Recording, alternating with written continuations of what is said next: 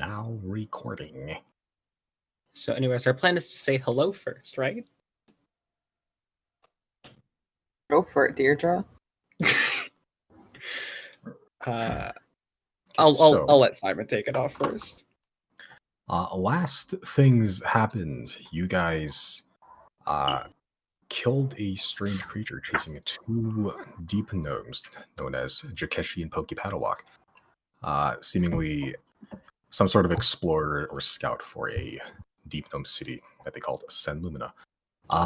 They didn't want to bring you there because they weren't sure if they were allowed. So they guided you to a potential point of interest. You found some things on the way there. You harvested a dead crystalline rambler. Pradgel is very sad that he can no longer summon a crystalline rambler. And you found yourself down a cavern, seemingly carved out to an extent, and inside you found a strange assortment of creatures, skeletons with sort of these spikes coming out of them. The alive or dead body of the bone polluter that you killed earlier, and some strange levitating creature, yellow slime-like substance that sort of moves like cloth in the wind, but slowly. And a whole smorgasbord of other creatures. It was decided that the two squishiest wizards will take the point on this one. And that is what happened. Okay, so first things first, I'm the realist. Anything you guys would like to do? I think I'm gonna ask the creature, the the floating creature, in Celestial, who are they? Okay, so you see the humanoid creature, long black spikes coming out of its back and out of its face, sort of forming a circle around it. Missing a leg that is partially covered by strange yellow slime-like substance, slowly shifting. Still suspended in the air over the unmoving body of the bone polluter. As you say these words, the other creatures around it begin to sort of shudder and shift to face you. The skeletons with inches of black fragmented glass spikes erupting from their bones. I'm going to turn down the music because it's sort of loud. Whoops, there we go. You see two what looks like dwarven males. Difficult to tell from here, just in the strange blue lit cave space that you found yourself in, along with the other obstructions. They look like two dwarven males. That'd be those two things here. Yeah, two dwarven males. They would have withered and matted beards. You can see black glassy spikes jutting from their body, piercing their skin. You see behind those two dwarven males some sort of long, glossy black obelisk, rectangular in shape, about 7 feet aside. It actually goes into the ceiling of this cavern, which is about 20, 30 feet tall. You hear a bunch of car horns angry honking at each other. Behind the pillar, you see I lost my place. A large spherical creature with a glazed over eye, kind of like it has really bad cataracts. Several eye stalks atop its body that writhe and twitch. Also has black glassy spikes jutting from its bulbous form. From your distance, that's all you can see. Clearly, at least. All these creatures begin to shudder forward, sort of moving erratically with each step. Some hissing with almost pained breaths, but the floating figure cocks its head to one side in a very sudden manner, and immediately all the creatures stop moving completely. They don't move an inch. They're like mannequins. Save for the two dwarves, who still twitch and flail their limbs about. The floating figure was about 5-10 feet up. It lowers itself to just inches above the ground, still remaining in the air, though. and it slowly begins gliding towards you. Hello, friend. You seem to be coming awfully close there. I see you're a fellow necromancer. I would like to ask. You seem to be very, very well practiced. So are we like friends or what? And following Chris's lead, they're just saying all that in Celestial. Zero's backing up. Yeah. Back Yeah, here they're just with gonna, Riley. like, take a step to the side just to get a better look here. Okay. The creature slowly glides towards you. No motion in its body. It just hovers towards you. Arms pointed at the ground, outstretched, palms facing towards you. It stops inches away from you, Chris. Okay. From this distance, you are face to face with this strange, otherworldly creature. You can see the wreath of black glass spikes around its face. It encircles a sort of swirling void of just inky black and red, where a face should be. You can see where it floats below it. Small shards of black glass begin to prick out of the ground, almost like living thorns. As you stare at it, and it stares at you, if you can call it that, it begins to drift backwards.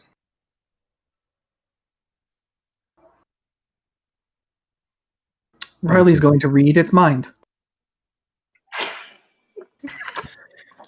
I don't know if that's gonna work. I don't know either. It's worth a You shot. can't stop him. Absolutely worth a shot. I don't know why all that's gone. My fool's insight should be fully... Did I read somebody's mind last session? I don't remember doing that. I think you read Chris's mind. No? I thought you read one of like... You read one of the gnomes' Yeah, you read minds, of the didn't you? gnomes. Did I? Like, I don't think I did. I don't remember that. But it was also 2 I think weeks it ago. was when Yeah. they were like, we can't actually bring you back or something. No, I don't think I did. No? There was no point because they'd be thinking in their language and Riley can't understand them. Okay. But you know what? Yeah. I mean, yeah, you let's would just- have like long rests in between regardless. Yeah, exactly. Okay. Mine wasn't full. I didn't know if I would listen neglecting that or something.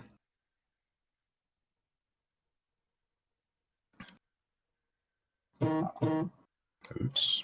Beep, boop. Cool. Riley, I need you to make a wisdom saving throw. Okay. Oh no. That's a good point. Wait, when was the last time we long rested? Like before this. I succeed, probably. Yeah. I should have full Yeah, spells. I don't know then. about that. I specifically do not have full spells because I greater restoration your foolish fools. Yeah, I think I And just then we're forgot gonna to need that reset greater one box. restoration back. Yeah, I have no 5th level spell slots. I'm actually not doing great on spell slots. I'm doing okay enough for a fight, but could be better.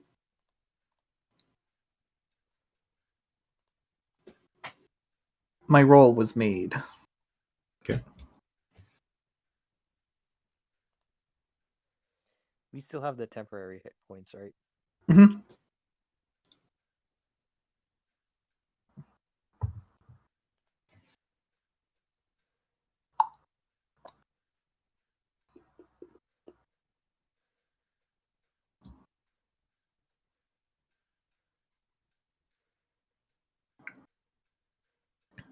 Okay.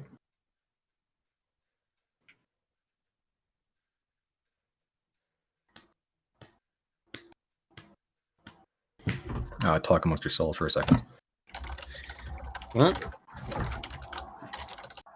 I don't. I what could that I possibly feel be? like if we get a TPK and we all as a group just say "Nuh-uh, legally Simon can't kill us."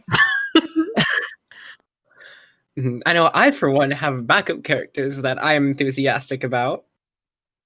If we and TPK also, though, we're probably gonna have to like reset from a totally different part in the world. Yeah. which is fine. Let's just plan on not dying. Yeah, I like, agree with that. You know, this mysterious entity floated on up to Chris and just looked at him funny. I don't think we even necessarily have to fight. well, maybe it won't be a physical battle, but it sounds like this could be like a. I'm thinking back to what's his name, Monty.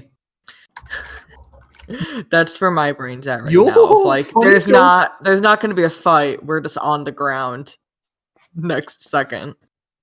I mean, I know all these skeletons, assuming they're standard skeletons, they ain't shit. So those we can basically ignore. What I'm worried about is that big fucking monster that we almost died to that might be necromanced, and that what I'm assuming is a zombie beholder, spectator, or something. It's a big old floating tentacle head. I don't know if we can see that. I actually think we can't see that yet. Oh, Chris can see it. It is 85 feet away from Chris. Oh wait, no, yeah, we can But see all of the this. the We can see all light of this. is- It's glowing. yeah. Yeah, Yeah, exactly. There's light. the whole thing's glowing. Oh boy. So yeah, there's this Something. big old tentacle head, and there's this thing that is down on the ground. And what I'm assuming is some kind of powerful Fuck's necromantic sake. wizard thing, which both Jesse and Deirdre are very curious to learn more about.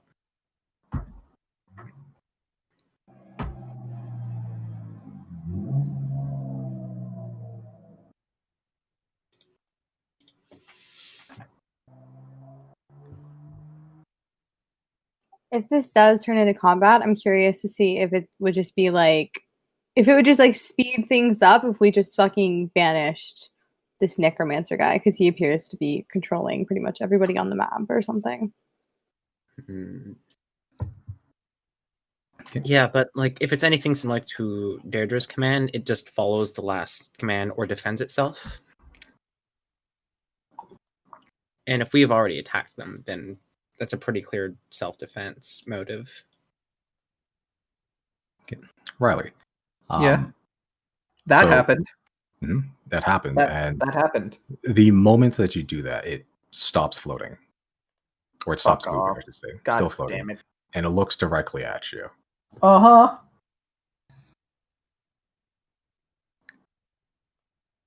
And it continues floating backwards, not taking eye contact, if you can call it that, off Right. you, as it's sort of floating, hovering around, sort of avoiding any obstacles that might be in its way. It's like its head is just gyroscoped onto you. I'm gonna cast Healing Word on myself at level 1. I think I'm gonna slowly follow it. Okay. Ooh. Yep, and as you do, you can see as it was hovering backwards.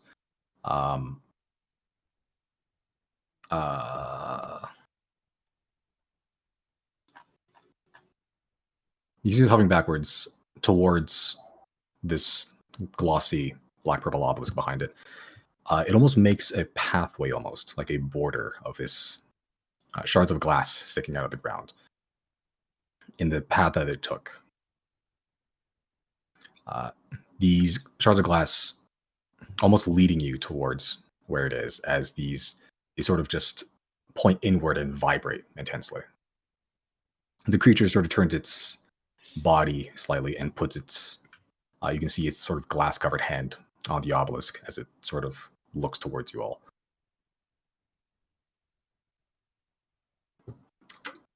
Does it want us to follow it? I think we should follow it, and I'm gonna advance forward. Okay. Deirdre will follow. Okay. The Pratchett will follow right next to Chris. This seems like a good idea. Skeleton's just gonna post at the entrance here.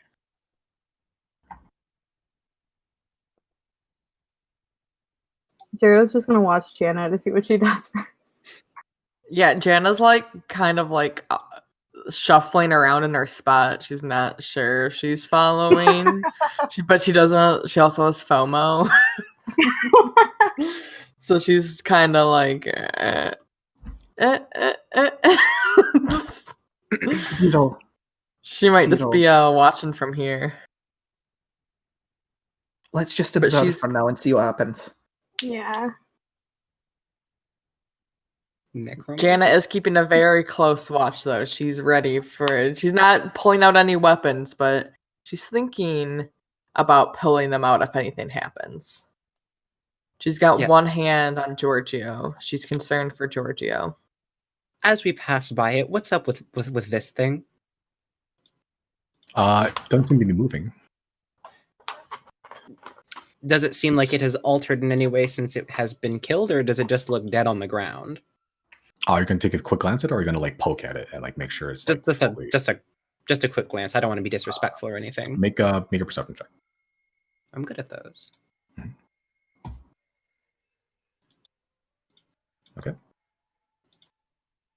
Okay, so the people that are advancing forward are just Chris, Pratchell, and Deirdre. Looks like it. So it would seem. Okay. Mhm. Yeah. Deirdre, you look at the creature.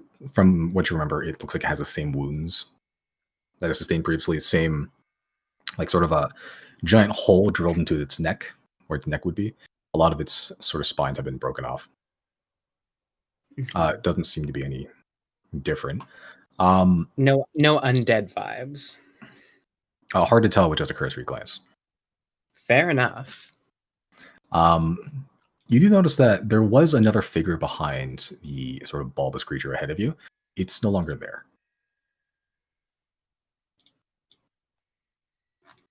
Wait, what bulbous figure? The fucking Gorgon eye thing.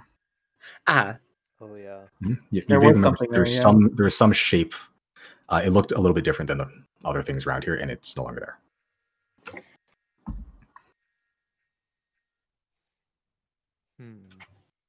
Would Riley have noticed it disappearing, or at least noticed its absence? It's pretty far. It's pretty Even with far. There's a lot of yeah. obstruction where you are. So, True. yep. And the floating figure is just sort of sitting there, hands still on the pillar. Deirdre's just going to ask it in Celestial if it wants us to also put our hands on this pillar. Okay. It just sits there, staring at you. Wait, does it start looking at me when I say that, or does it just Yep. keep? Yeah. Yeah. It just, as you start speaking, it just looks towards you. It doesn't seem to react beyond that. Okay, I'm gonna try a Try couple it. more languages. I'm gonna try Primordial, specifically the Oran dialect. Okay. Doesn't seem to react. Old Common. Doesn't seem to react. Yeah, that's everything I got. Chris, do you know any fun languages? You're a wizard. What do you make of this thing? Well, I have Draconic, but I don't know if this thing would respond to it.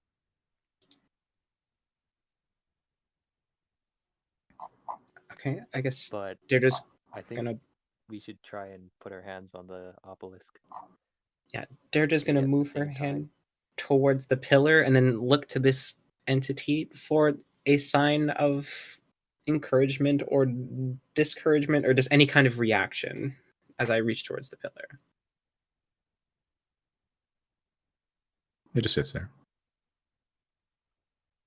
They're just gonna look at Chris then. Well, I'm gonna put my hand on it. Okay. No, Deirdre will follow. Okay. And Pratchett will follow as well. I need the both of you to join me in Sneaky Beaky. Okay. Yeah. Good Love night. that. Okay. See you guys later. I'll start warming up their backup character sheets.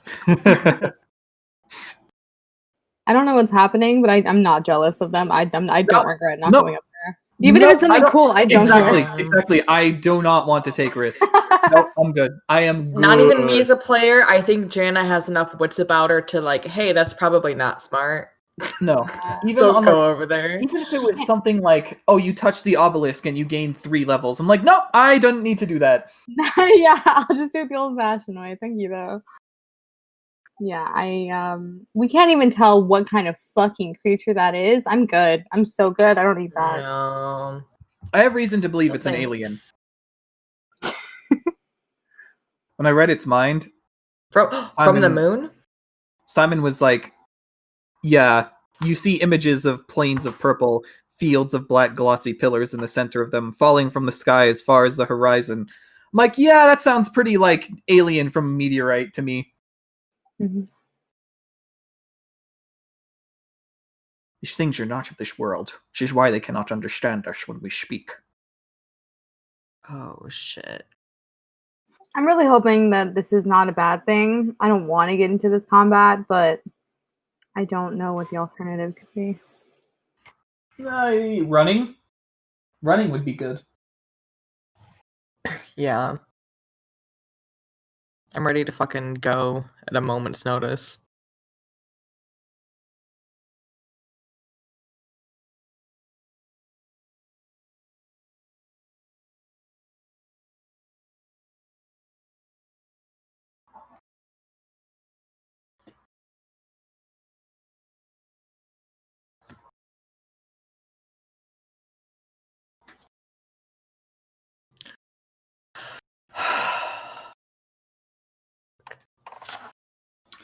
That said, I have no theories.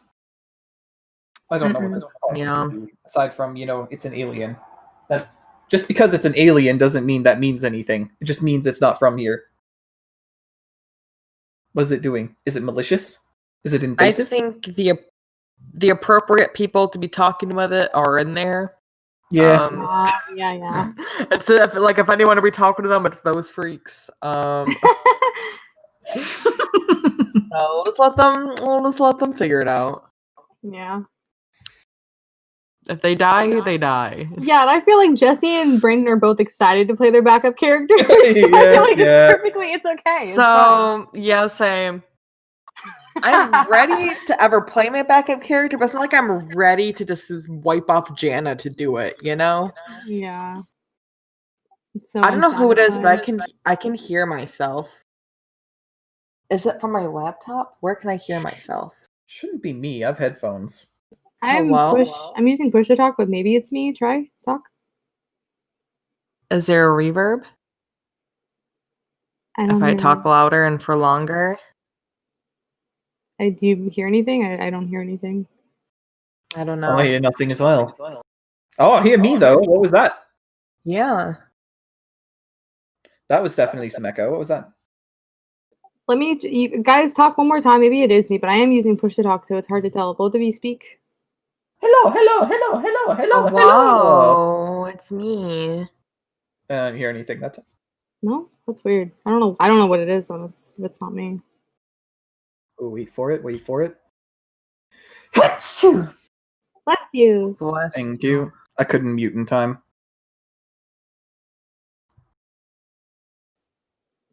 Off topic. Past week and a half, I've been on this weird spiritual journey of getting so deep into tarot. I'm not good at reading cards yet because it just takes a lot of time to really not necessarily memorize the meaning of the cards, but also to get familiar with them. Yeah, just build an understanding. Here, I heard it. I hear it. Yeah, there it is. I'm sorry. No, it's okay. I just want to know it wasn't me where there was some weird other audio output. It's fine. Anyway. I ordered a new mic and new headphones. They should be here by Wednesday. Okay. I will say it's freaky saying something and then hearing it crystal clear back a second later. Oh yeah, this happened again. That sucks. Okay. But there's this streamer I follow on Twitch. She's the first one that ever gave me my my tarot reading. She's so good. I don't know how you guys feel about tarot, but if you guys think it'd be fun or curious, I would definitely recommend popping in her stream. She does free general readings, and you just have to join her queue in time before it closes. But it's a lot of fun, and it's just really interesting. It kind of gives you kind of like astrology. It just kind of gives you an extra little something to kind of use as guidance and stuff like that. Yeah. You think tarot's fun? I've never done it, but like from the outside, it's always seemed like cool. Not my thing. I respect that. My readings were like weirdly accurate for the longest time. I don't know. We got your back up. Konnichiwa. Oh wait, you're the only one back. I am the only one back. Yes. He kicked you out? Yep. Oh. Yep. I was Are you just thinking dead? to myself, what if Deirdre gets kicked out like Zero did? Yeah. No, something's about to happen to Chris. Probably. Good Maybe night. something. Who Oh. knows? What did you glean Uh-oh. from being in there? I'm not sure what I'm allowed to tell you yet. Allowed But- to. Yeah. I mean, what you want to say? I mean. mm, I mean, obviously it wouldn't be in character. is Deirdre like? yeah. Can you at least tell us if Deirdre's unconscious? Like, is it a thing that you? Oh yeah, no, literally- they're just conscious. Okay. Yeah, basically we touched it and then kind of, probably looked like we were spaced out for a bit, and now we are snapped back to reality. Well, there goes gravity. So it was a vision. Kind of. Well, yes, actually. Very much a vision. Of what? Find out next time on Dragon Ball Z. Oh. And then Chris comes back, and then Pratchell comes back, and they are the enemy. Or are they? I'm gonna use this time to go to the bathroom. Absolutely, Chris is probably going to be there for a bit. Oh. It felt like one of those where something is happening. Don't like that. I don't trust like that.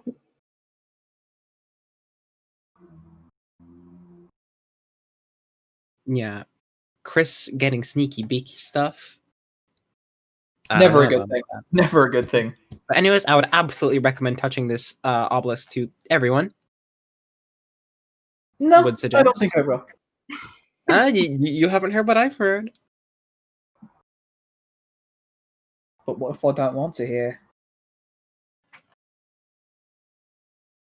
What if Russia was really big?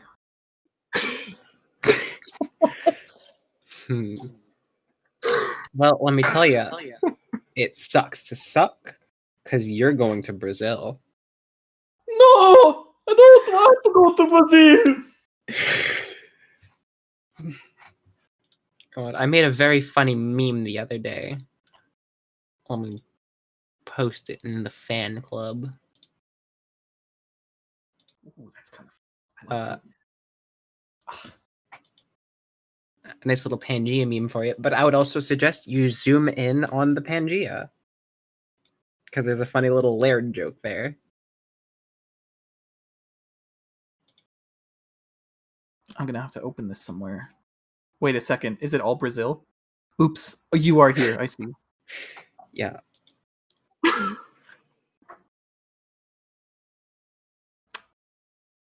Are they back? They're back. Well, Brandon's Mills is not. gone. Yep, Mills is gone. Brandon's just on a Um, solo sneaky beaky mission. He's back. Welcome back to So, Brazil.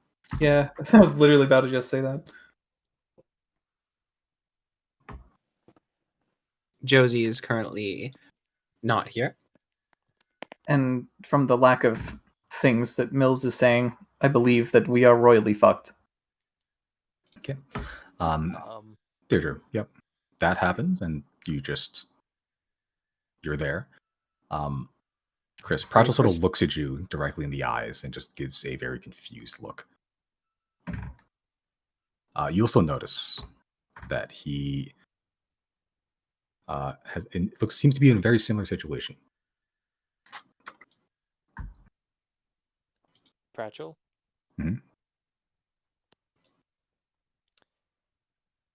Yep. Yeah, The rest of you that are not near this obelisk, you just see them touch the obelisk. They just hold for a couple seconds and then they're fine.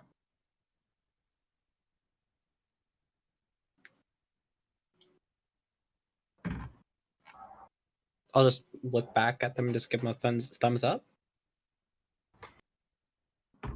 Riley is hesitant. He's staying right where he is.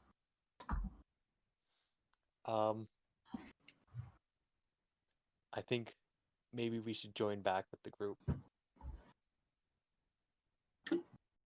Maybe. What's this critter creature thing doing now? It stopped looking at you. It's now looking at the rest of the party. I think the party should come to us. I'm going to look at Riley. Riley's I not think- going. I think they need to see what we just saw. I don't know what you just saw, but what I saw, I think, is probably important. I don't know why, but Have you ascertained whether this is a friend or a foe yet? I think we won't show any harm if we don't show them harm. yeah, I think for now, definitely on the friend side of things. Oh, I forgot to mention there are bloodstains where the pillars are. Oh, Well, I don't really have blood, so it doesn't really concern me. I forgot about the part, but yeah. Just around. It's visible on the map. Simon, do they seem different at all to us? I'll make an insight check.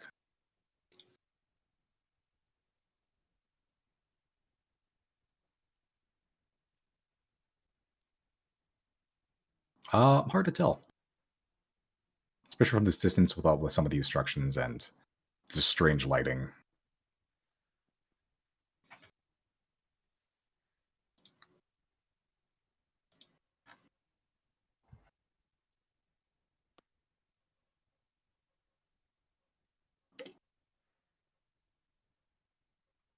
Jana will just turn back to the group and be like, "What are we feeling? Are we going I'm out there?" feeling a little bit sussed out, if you ask me. can I also kind of just like read the room and see what the vibe is right now? Can I vibe? just- Can I vibe check that thing back there? I'll Vibes wave or over to whatever them and you think the smile. vibes are. I'll wave over to them and smile. That's gonna nerve us more. Yeah. than Yeah, us. exactly. Yeah, they're just gonna jump in. I agree with Chris and just wave. I'm gonna turn to Jana and say, "I'll go if you go." Before we go, state one more time, why do we need to come to you guys? Whatever this thing is supports the working class. Fuck, I'm well, gonna- fuck, you got me. Jana will slowly inch forward. What's the range on the blank back boots again? 500 feet. 500 feet. It's, Oh, a, okay, it's yeah. a dimension door to one spot you set. Yep. Okay, I'm gonna set the blink back boots right here, and then I will follow Jana. Okay. Riley, come join the cool kid obelisk party. You can like read my mind or whatever. Good vibes only, probably. We tiptoeing. Riley will join. Gonna cower behind I don't like Chris. peer pressure. If I end up dead because of you guys, I will smite you. You can try. For the You're just for gonna the step back record- to allow someone a space. for the record, Jana is mounted on Giorgio. Okay. Giorgio should also touch it.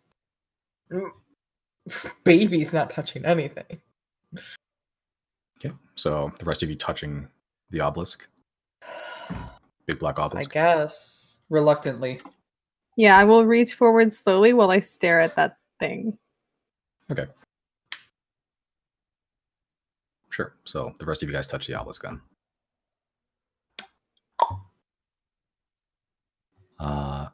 Cool. Will everyone who just touched the obelisk join me in Sneaky Beaky? So long. See you next time. So while they're doing that, what do you make of all that? How'd your experience go? I saw all these titans. Those are from my time. Those were the petty squabbles of the deities that, honestly, I never understood. That's why Yeah, I that is also what I witnessed with Yeah. deities controlling these titans never and quite. providing arcanium to the world through their, I guess, through their wounds and death. Never But quite cared for the practice, which is, I guess, part of why I became, part of Oren's fun little party group. I will say that I don't think this person or these things are here to kill, but rather protect and provide peace. And Such their is the true nature of undeath. yeah, and their current situation, it seems that they're the only pillar that stands, which was originally supposed to protect. So I feel like they want to be unknown. Unknown? Yeah, kept in secret from others who may want to use this power, or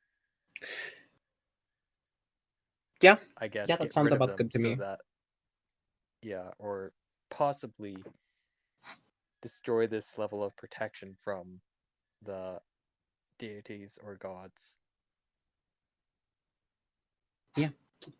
Life should be allowed unfettered. Life, death, and undeath, all parts of the world. Whose place is it truly to break that cycle? I respect their mission. It's very be and let be. Yeah. That's kind of what I'm about, so.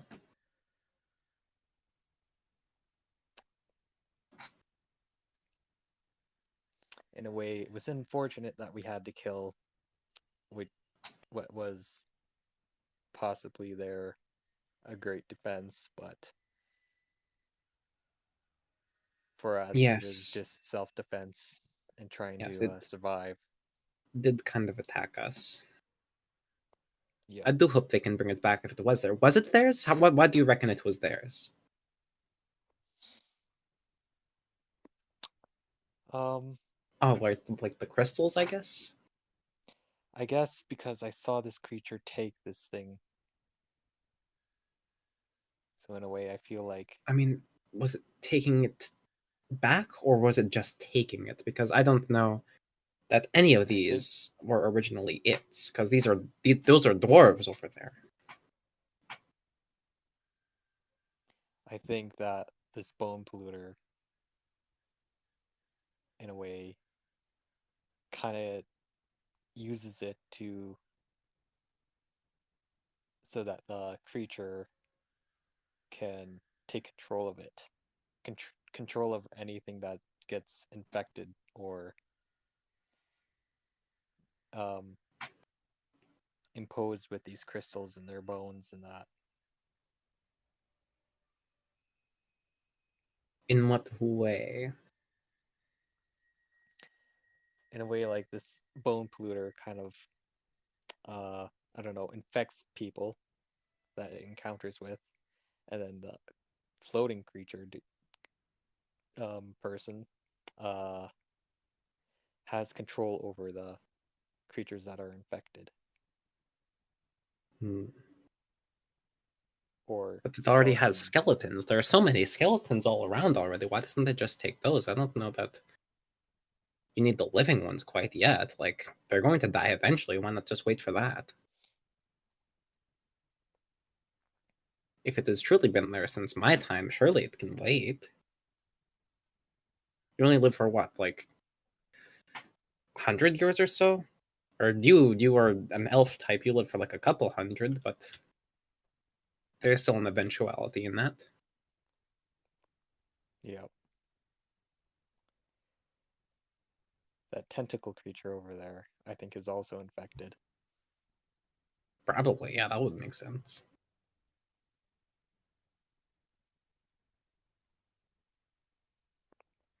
But what was behind it, I'm not sure. Seemed like there's something behind it. Probably not our problem.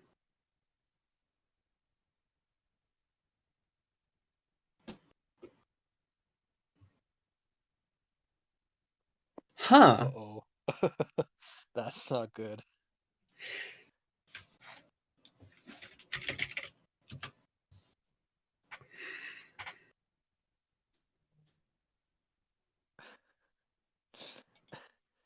Not one. Oof, It's might I that's say. scary to know.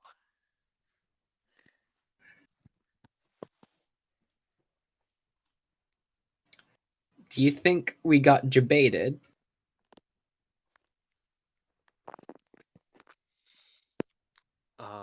Maybe. Um, I mean, because we are pretty powerful, and this thing seems to like powerful things being under its thrall.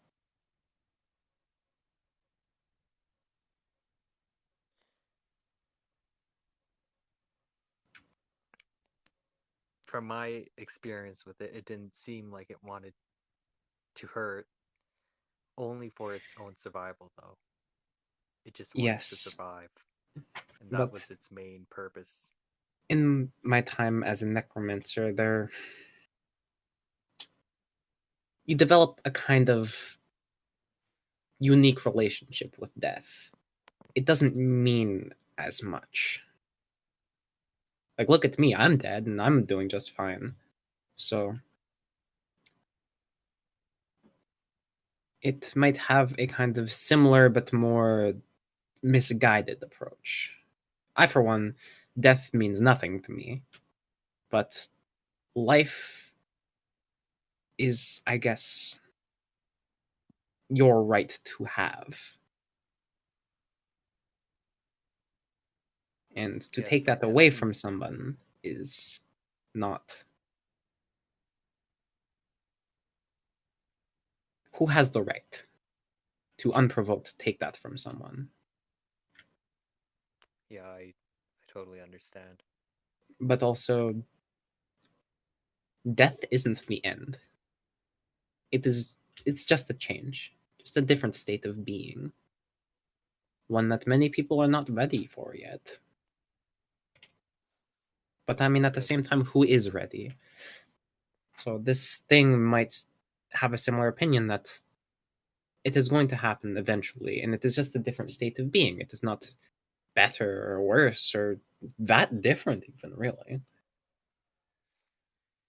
unless it needs us to stay alive because other living beings are are a threat to it. Maybe. But I'm not necessarily a living being. That is true. But I think of things like Luca, who wants to uncover the world's secrets. This is one of those secrets, I think. Yes.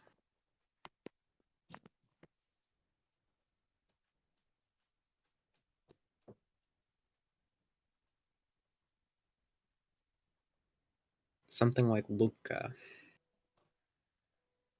should not be granted access to this.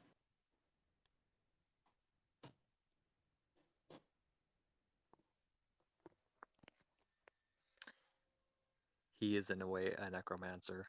I'm not sure if he uses it for good or bad, but We from our don't. experience, he killed a man just in front of us, so that was Gordon. Again, necromancers, I've seen them fall from grace, so to speak, and develop a skewed understanding of life and death. A key part of necromancy to me is that there is value in death, but many people lose sight of the value in life while attaining that understanding.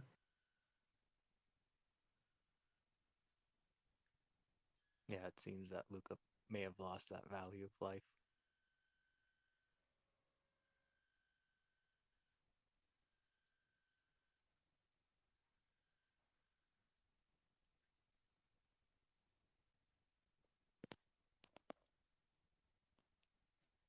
I hope whatever this is maintains that value. It seems like it does from what we have seen. Its kin at least have gone to the defense of life against the titans of the gods and their petty squabbles. The kind that I tried to get away from. So I can certainly respect that. Yeah. It Ooh, hello, welcome back. Huh. Wasn't expecting that.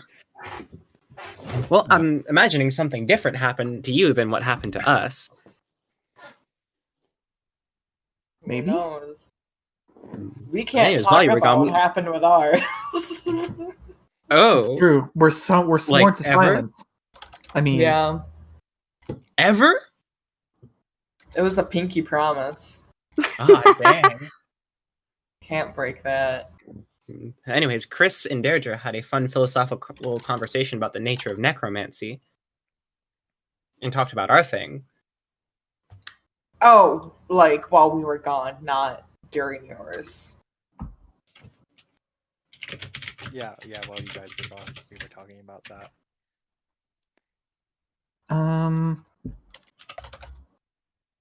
So,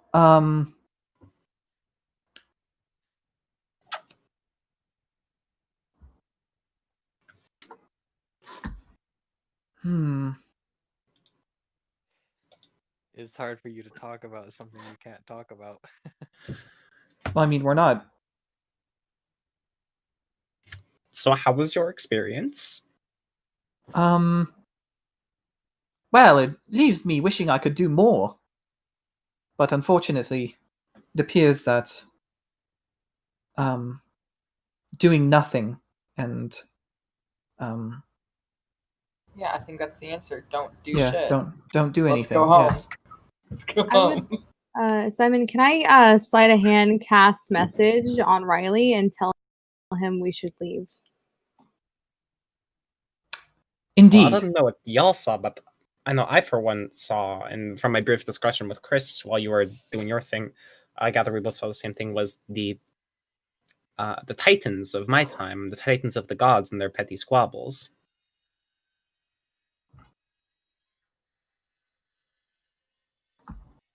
Indeed, this is the last of messengers of peace, and so I think we should leave them to their peace. We must not speak Yeah. of this outside of this room. Yeah, I agree. But I what can we do to like help even because I talked with Chris and we were worried that what Luca may not be so understanding if someone like him were to find this place. Would you like to stay here and defend it? Well, not exactly, but maybe we could, I don't know, leave a note or something. What, to Luca? Well, to anyone, just like, hey, don't worry, they're chill, just kind of go away. I believe seems that like the folklore most of the people- gnomes. Yes, indeed. Yeah, it sounds like they are already deterred from this area and that no one wants to travel down here, so I think they're already good. I guess. Simon, What I don't understand is where does that wrongness come from? can I sleight of hand cast message again? I want to send Jana a message. I'll DM it to Josie, but I want to sleight of hand cast message, and I want to speak to Jana with it. Make a sleight of hand check. Okay. Like I need to ask. I don't know, that roll was kind of shit. Sure. Like you basically just think it out loud, and no one hears you, pretty much. No one except for Jana. Okay.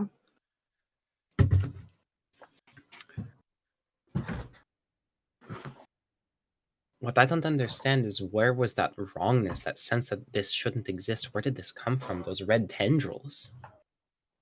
My assumption is that the very existence of this obelisk goes against what we are taught, and therefore the sense of wrongness comes from it not fitting in with the narrative. But where If did what it they come say is from? if what they say is true, and that they just want peace, I see no reason to doubt that, given our visions, and that the fact that we've not seen anything like this. However, it does concern me a little spoke bit. to you?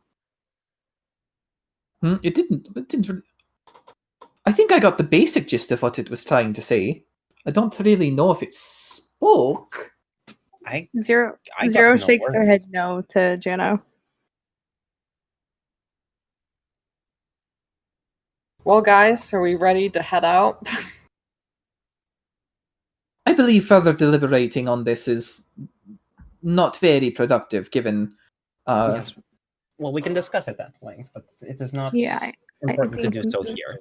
Yes, I agree. Mhm. We can leave. I wish not to discuss this outside of here. Yes, whatever happens Right, here not- stays here, and she bows last to like all the things here. Heads out. That is a Riley good will point. follow. Not risk It has spoke to exposing me. them. What?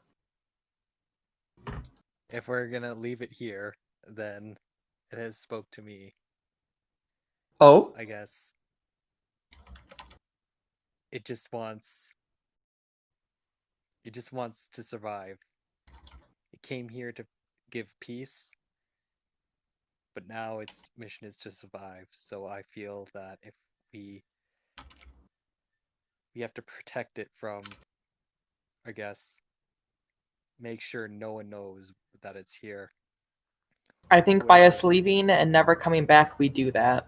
Yeah, I don't Yeah, think that sounds about it right. needs us to protect it. I think we just need to shut the fuck up. But Yeah. whoever may want to come may pose a threat to it. who else aside from idiots like us are going to be down here anyway? Yeah, Luca? I think anything else that's naturally down here Yeah. gets the urge to not be here. Jana's gonna give Chris like the biggest look of we need to go. Like she looks alarmed. She's telling Chris almost to shut up with her eyes. And that's not in I hate Chris way. It's in this is not the time. She's trying to convey things with her eyes that she cannot say aloud. Yeah, as you guys are talking, Zero is going to slowly start stepping back and heading for the exit. Riley Yeah, will that's bow following. at the Mm, spiky okay. face thing, and then start walking away and not look back. Yeah, Yep. Deirdre will Oh. offer a silent sign of ancient respect to it, back from a previous era. I don't know, some kind of ancient respectful gesture that it might recognize, and then also start leaving. Okay. Simon, do I need to show you the message I sent to Josie for the It would be message? helpful. I think Yeah. Simon can Okay. piece it together. Okay. I can do that. Hold on. Yeah, it's probably nothing I don't know already, but just in case. Secrets. Let us know once we've made some good distance away from the cavern thing. Okay. So you guys all leaving then? Oh yeah, I would also like to say, Zero, you might want to do your eye thing just to check that nothing was looking that shouldn't have been. I'm just gonna keep walking. Okay, works for me. Pratchell and I are gonna go next to the thing, and I'll nod. I'll look at it and then nod next to it, and then move forward. Okay.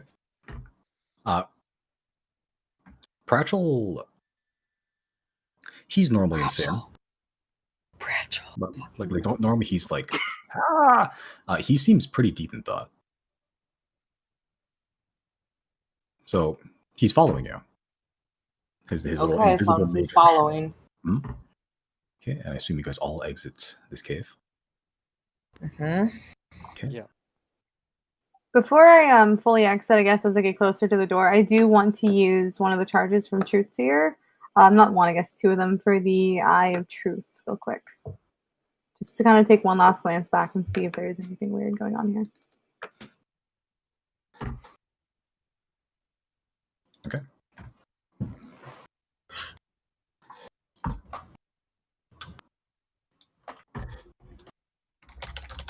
Talk amongst yourselves. Well, this is Um, nice. This is nice. I thought we were gonna TPK, so this is very, very good. I mean, we're not one of those yet. True, true. I'm gonna assume we all got the whatever that is that we're not saying directly right now. I'm assuming we all got something Are we like it. speaking? I have said everything that I saw or heard. Are we in character? Was that in character? Josie? Josie is out of character, but I'm still waiting to bring up what was happening in character. If it's gonna be like a minute, I can wait. I'm trying to like be so vague to like hint if anyone else was. They had the same visions we had. I don't know if the aftermath was exactly the same though. Yeah, no, we just saw We'll- visions of them defending the populace from the Titans. We'll talk about in character once we're like some Yeah. distance has been put between. There's some things we got to talk about. Yeah, probably, but I'd assume we should be pretty vague about it so as to not, disrupt their mission, their survival. Yeah, it's, Sure. it's sounding a lot like maybe me and Josie had a different experience than you guys did. So let's just get out. We'll talk about it. Okay. Yeah, okay, We're not sounds talking good. about it in the cavern. Yeah, let's Yeah, no, gonna head out. it showed us defending, and then its downfall. Really, the gods rallied against it, and Simon, type faster. There Simon just created all that dramatic tension just to say, "You see nothing." Yeah, dick butt. Yeah. I'm just Typed out by hand in ASCII anime face. Pronounced ASCII. ASCII. Whatever. Okay, y'all leaving now? I Yep, guess. we've been trying to leave. Okay. The Apparently DM has everyone not let else us leave. Yeah, Zero is out. Zero is gone. Okay. Boop. Okay, so as you guys begin leaving, about halfway through the cave, you see the figure take its hand off this glassy black pillar and begin hovering over the corpse of the bone polluter. And as you guys are walking out, you swear you see Twitch. Yeah. Yeah. Yeah, it's doing its thing. See what? Could have You seen that swear one you coming. see it Twitch. Oh, Can't do much about that. I'm gonna walk fast.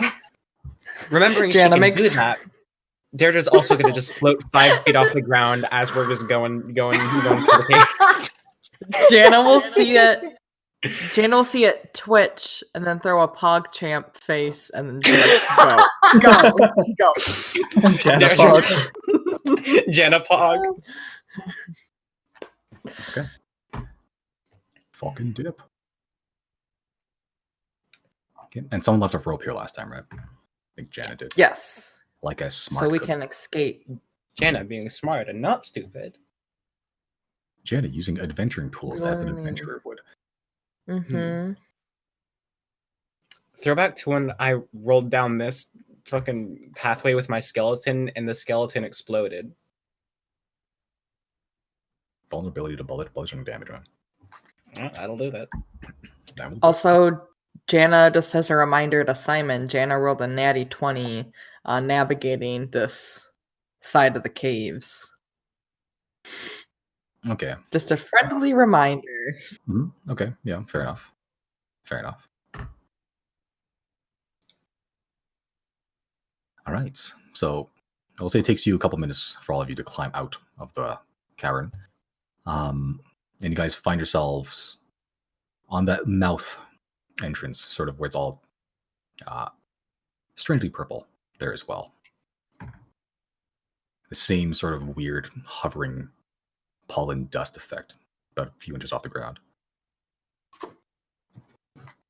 Well, Deirdre, Hope you like Great Restoration. We're probably all going to need it again. I hope you like having less money. I don't think that'll be a problem. Something tells me luck is on our side. You know what? I got that feeling too. Are we far enough? How far away are we? Yeah. I feel a little bit bribed, if I'm being honest. How far? Are we? 7. Yeah. Oh, how far do you want to go? Do you want to just sprint down the tunnel like Terminator or what? Go back where we came. No. Well, yeah, I guess, or whatever direction. Well, from before, we're not going back towards those things. We're going, back to like. Oh, I wanted to go back there. You can go back all by yourself, kiddo. You can do whatever you want. Maybe we should have a discussion. Maybe you should have a little adult sit down before we do anything. Yeah, no, let's get like at least like a couple of hours away first. It took us like 3 hours to walk here, so let's get like an hour and a half away. Right. So if anybody had to quantify roughly how bribed they felt right now, what kind of number would you apply to that? 100. And I have more proof. I would feel about 2,000 bribed right now, personally.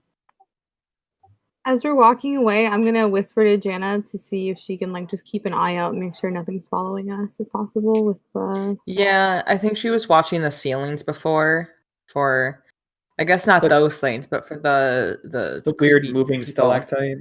Yeah. Okay. Because the bone puller picked up as a what's it called? Monstrosity, right? No. It didn't? Okay. I don't think so. You picked up two readings, which you gather to be those beetle creatures. Mm.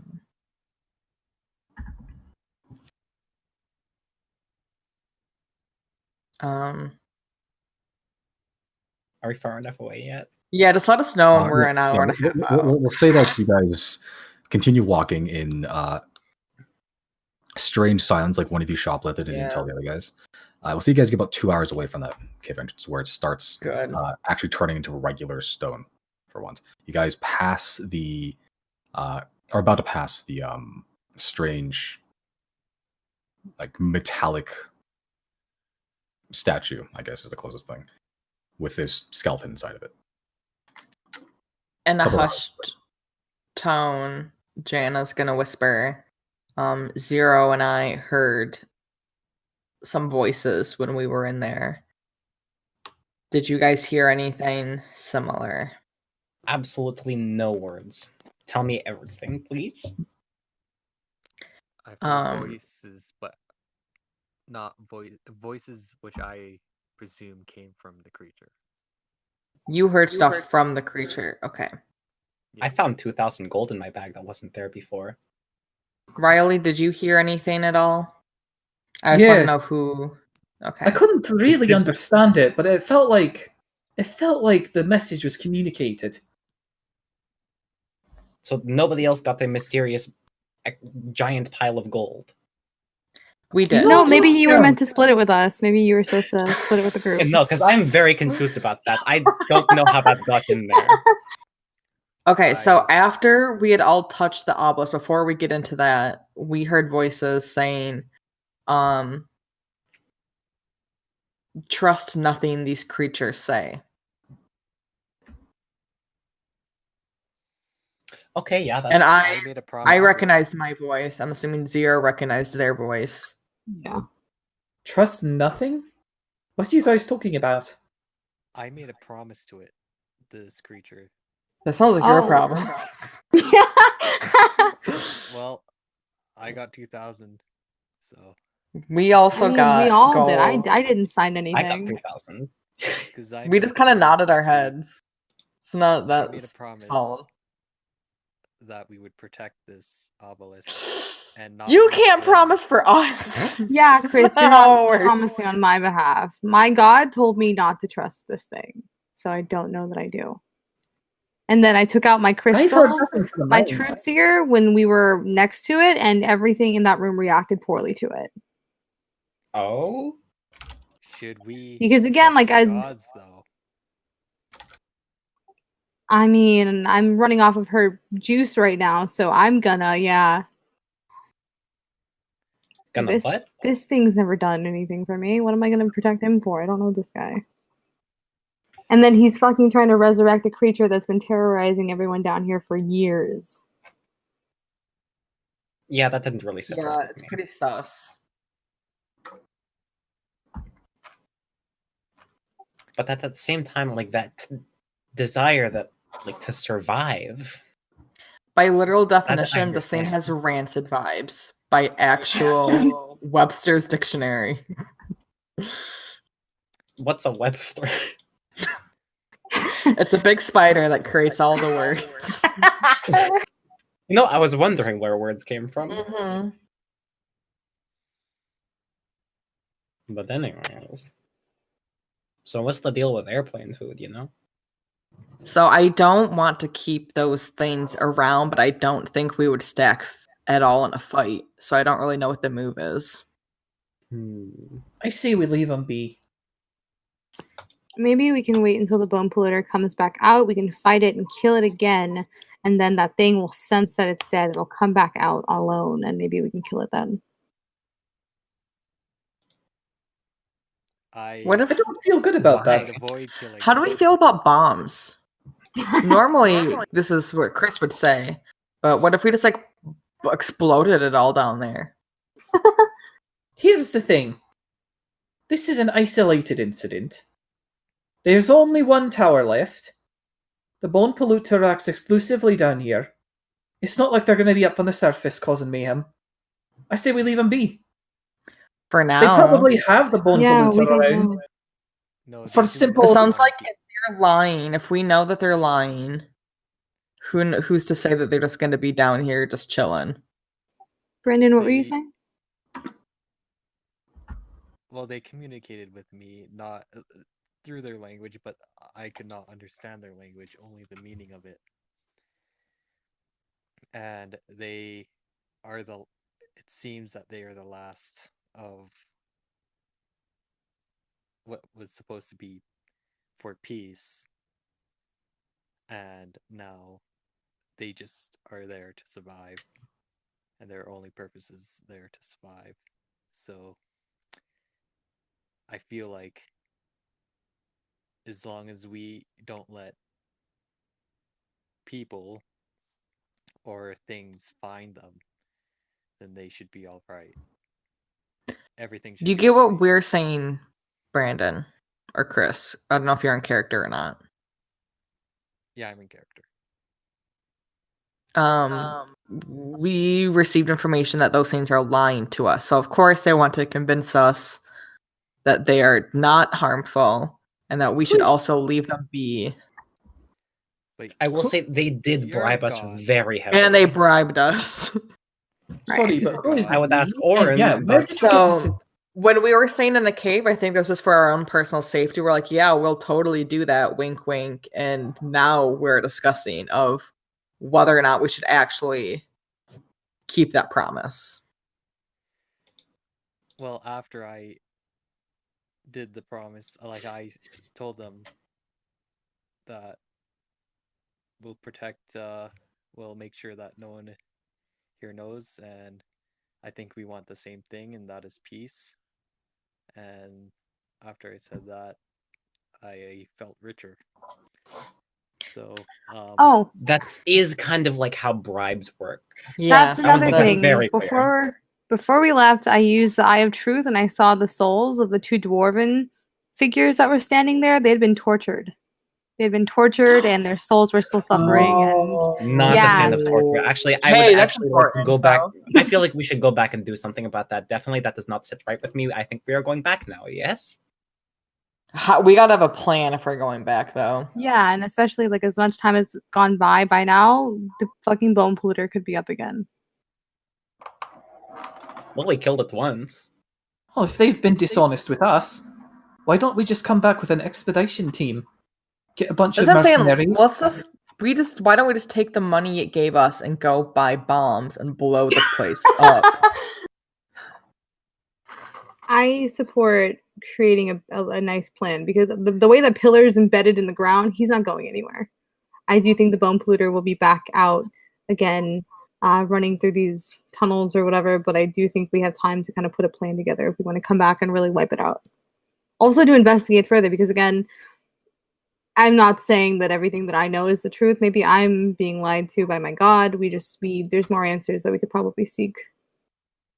Do you know how Souls of the tortured. What was that, Chris? Do you know how they were tortured? Let me see. Let me just read this to you. Where the two dwarves are standing, you can see their souls in the ethereal plane. They are impaled by large spikes and look tortured, begging for mercy. Just like the last time you used I Have Truth on the last patch of purple, the ethereal plane is also purple, like the area in the real plane.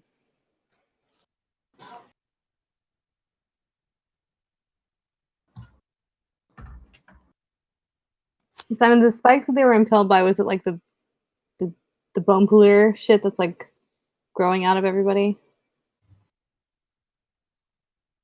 Like the black spikes? Do you know what I'm talking about? Yeah, it looked like black, like sort of there these spikes that are growing out of these creatures. They were like very geometrical, like they're sort of like pyramid shaped, but like really long, kind of like that. I got to say that is concerning, but maybe it's desperate. Well, nobody has the right to do that. Yeah. To bind a Maybe- soul like that, unwilling, that's kind of against everything I stand for. And if you're not going back, I am. Maybe it didn't kill us because it knew that we would win. Like without the bone polluter, I think maybe it would not. Oh. Oh yeah, we definitely stand a chance. That thing, tiny, we could fuck it up.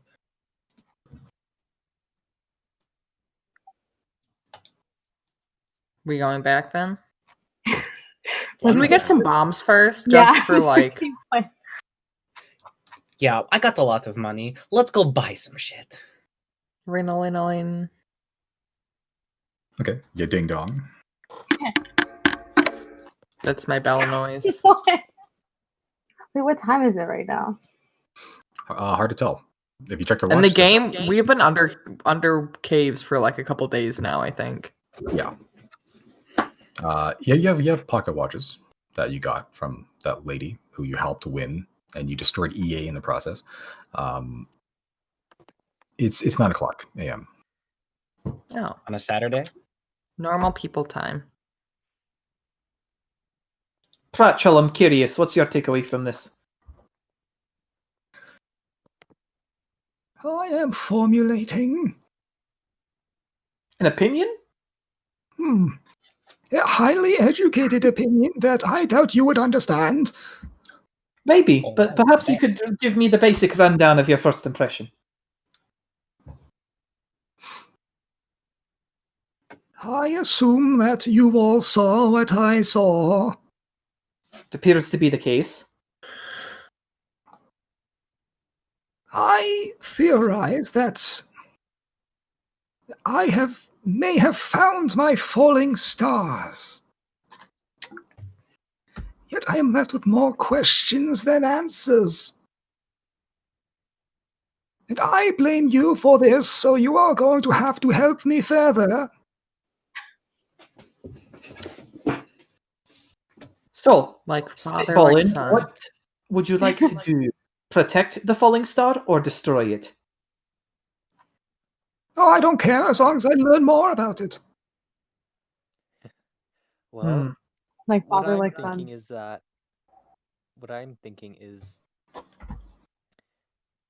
the falling stars were depicted in the ruins of these temples, specifically the one where we found Monty. So I wonder if it's associated with that, or something like that. I'm not sure. Have to do a bit more digging, or maybe we can find a ruin down here. I mean, if one of these falling stars embedded in the mountain, who knows what may be lying down here? Oh, do you think those gnomes would help us? No. They might be long gone. Like, I don't think we can catch up with them. Yeah, they're probably dead. That doesn't mean much. I can just bring them back if we run across them. Pragmatic, I like it. Director just does a little, like, not quite salute, but like a little point finger to the head pointed at Pratchell. I don't like you marginally less than these other ones. I appreciate it.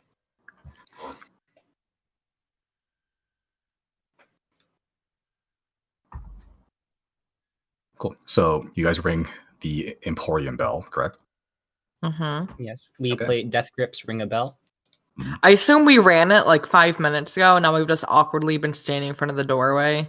Like when you're like kind of trying to leave a party, but like people keep bringing the conversation on, and you're like, really, we gotta go. Hold on, do the Yeah. Atties sell mundane goods? Some of them. Not a lot. They sell the basic stuff that can be enchanted into more cool shit, like arrows and, I'm gonna have to search up the bomb chart. Oh, I can. Yeah, I got it Upgrade. somewhere around here. It's probably in pinned. Mm-hmm. I'm gonna get a cool magic item. No, they did. Okay. Do we have a Um, updated cool magic item list? Nope. Awesome. I organized it better though.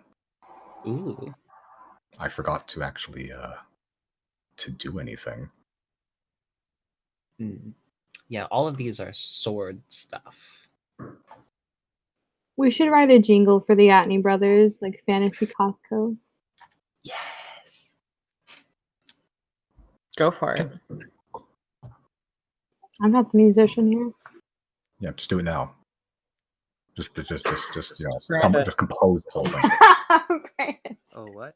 What am I doing? Bust out the orchestra. Make a jingle for the Adnus. Okay, Okay. I'll try and think of something. Okay. Remember, they're capitalists. Bum-bum-bum-bum. Okay. You guys enter the Emporium. Riley's Through the staying black. Okay. Most of you enter the Emporium. Going through the black curtains. These strange, almost limitless curtains as you enter into the actual Emporium itself. Dark wood paneling all over the place.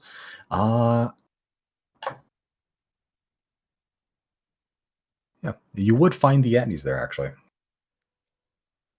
They're just in the process of getting ready. You can see them like getting dressed up in like their various traveling gears and such. Jana coughs awkwardly, like company. No. Oh, hello. It's been not that long since we last saw you. Anything I can get you today? Any sort of shopping you need? I think the days come where we need bombs. Oh, you Betty will be delighted. Just you Betty. His experiments are getting a little out of hand. So the more bombs you can take from him, probably the better. Sounds like a win-win situation. We'll make our way to his little curtain corner. I would like Where's to the ask bomb the chart? Atneys for something really quick before we head over. Yeah. I'm in the market for something that will make me blast good. I know you enchant a lot of weapons and stuff. I am not so much a sword kind of person. What kind of things can you give me that will help me blast good? I already have my magic stick. Yeah.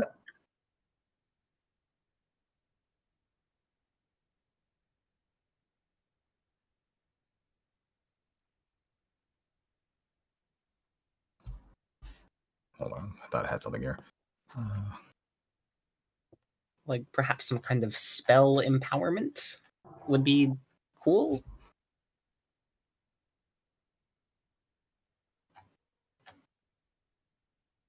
Something to that effect.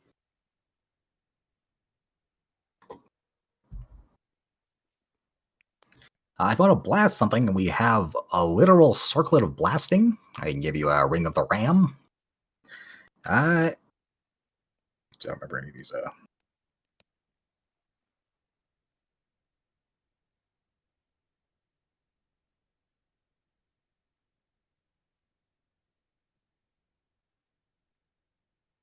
I got one Wand of the War Mage. I already have one of those.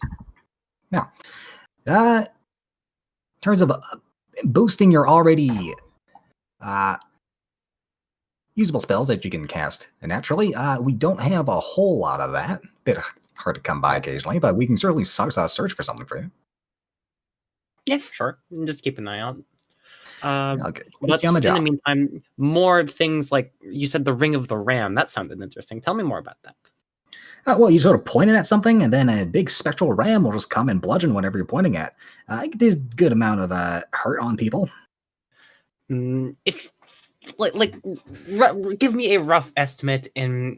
For example, if you were rolling dice, what kind of dice would you be rolling? As far as hypothetically, if a person were to have a certain number of points representing, say, their health, would we be looking at here?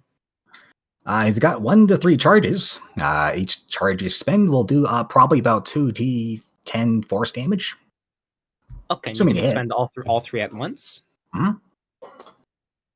Okay. All right, and would you say this is more an attack or something that they have to save themselves from? It'll be an attack. You do have to aim it. What would this run me? About 6,000 gold. That is very expensive, and I have something very cool I am trying to buy from you later, so I think I'm going to have to pass. On to bombs, then. Thank you very much. All right, will do. On to bombs. Okay. Cool. So as you're conversing with Theopor, you see the rest of you as you're trying to head to Yabeti's workshop there. You see like a strange, almost chicken-like creature in the corner. It definitely wasn't there before. Oh, fuck. Hold on.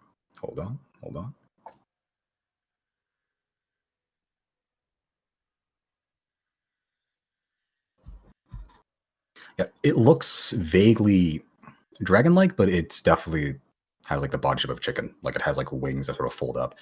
You can see it has like strange quills or like sort of like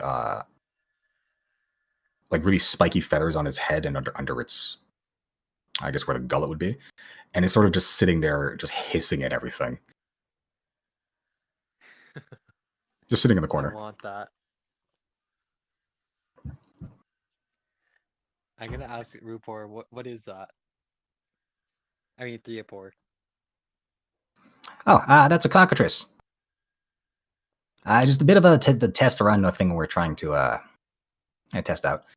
Rupor, go test the thing out. And you see Rupor. Hold on, change music to something not as spooky. I see Rupor just sort of sitting there. He was twiddling with something. He pulls out something spherical, about the size of like a baseball or so. It's colored red and white, red on the top and white on the bottom, and there's like a sort of black band in the middle that sort of like has like a small circle in the center between the two colors. He sort of throws it at the cockatrice, and it sort of melds into the ball and just stays there pretty much. It's a Pokeball. Amazing. It's something we're working on. It's called a monster pocket. It can catch creatures, and if it can catch a lot of creatures, if they're just, sometimes they can escape, which is not ideal. We're working on it. We are definitely working on it. But hey, they're totally safe on the inside. They're well fed. They just get some naps and napsies, and they're good. It's sometimes if they don't want to be there, they can pop out at inopportune times. We're doing a test run right now. It should be very neat. When will it be available? We have like 2 available right now. They're just sort of we're testing one and just upgrading each of them as they go. One of them does have a sort of feature we thought could be neat. If you have like a really nice pet that you want to just keep out of danger, if it ever gets injured, it'll just pop back into the ball.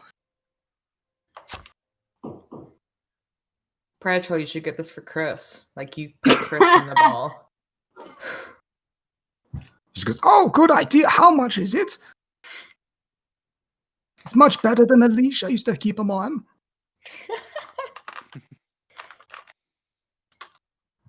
I will rent you about 2,500 gold pieces, 2,500.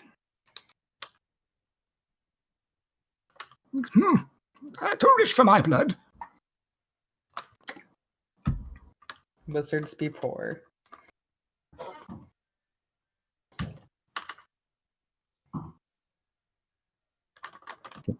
They were just goes. I only got 2 of them, but Jana, was it? That's me. That's you. Might be more useful for you if you spend a lot of time with your bear. You can just whenever it gets a little bit too in the thick of it, and he ever gets a little bit too injured, you can just pop back in the ball. Yeah. So think about it. 2,500 gold pieces. Whenever you feel like it, we'll keep that one on reserve, and we'll just work on the other one. Does this work on monstrosities? Oh, it'll work on anything you can throw it at. It's just they have to resist the effect. And if they do, they'll just pop back out. No harm, no foul. But it's definitely a thing. Is the ball reusable if it fails, or is it like, oh, you got one shot? No, it's reusable. You just have to go pick it up. Yeah, but one of the features we have on the sort of prototypes is that you can have a pet that's willing to be in the ball, and if it ever goes down near you, you'll just pop back in. Nothing needed from you. The temptation.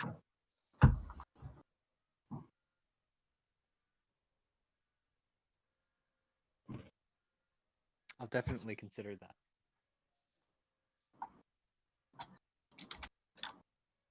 Note to self, Monster Pocket, very popular.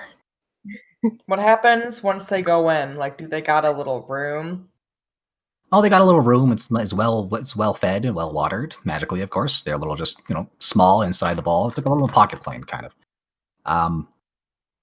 If they don't want to be there, they can, over time, break out of it. Especially if they're super ripped, like a dragon. They can bust out of it pretty easy. But theoretically, it'll work on anything. I hope.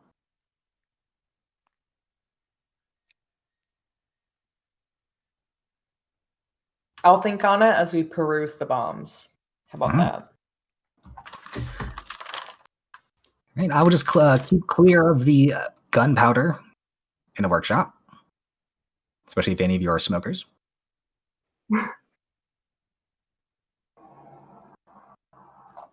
Okay.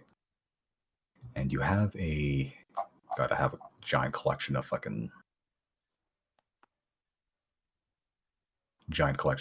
rules for bombs. I love that Pratchell has this huge, powerful 8th level spell to summon a monster, and then the enemies are like, "Oh yeah, we got a magic sack. Does that, but better." I mean, they can break out of it. Uh-uh. Every 24 hours, they could just be like, "No, I don't want to be here anymore." Okay, so what type of bomb are you looking for? You're looking for something timed, like a landmine, or you want like a sort of like a flash bomb that. Big explosion, one that will kill everything in there. Yeah, something. You have the chart. I can't. Yeah, something addressed to whom it may concern. Cool. This was I made this before I knew what before I knew what game balance was. I just thought it was neat. Did you Betty find out how pipe bombs work yet? Can we just get like some pipe bombs? Oh, tiny text. It's technically a picture, so Yeah. yeah, he can make something similar to a pipe bomb. A timed bomb.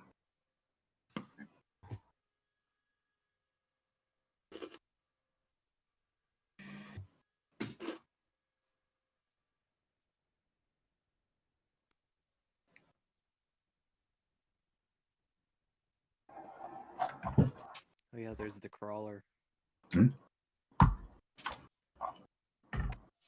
I made this like several years ago. Yeah. I haven't looked at It's been it a while. since, so I have no idea what any of these rules do anymore. Oh, the fire one is really strong.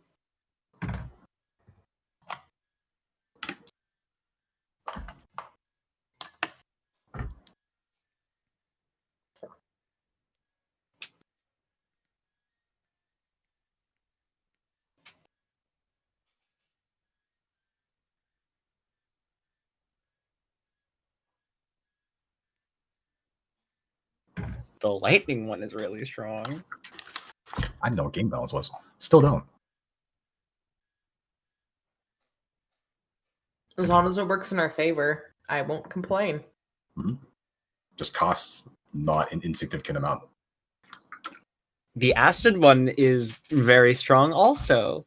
All of these are really strong.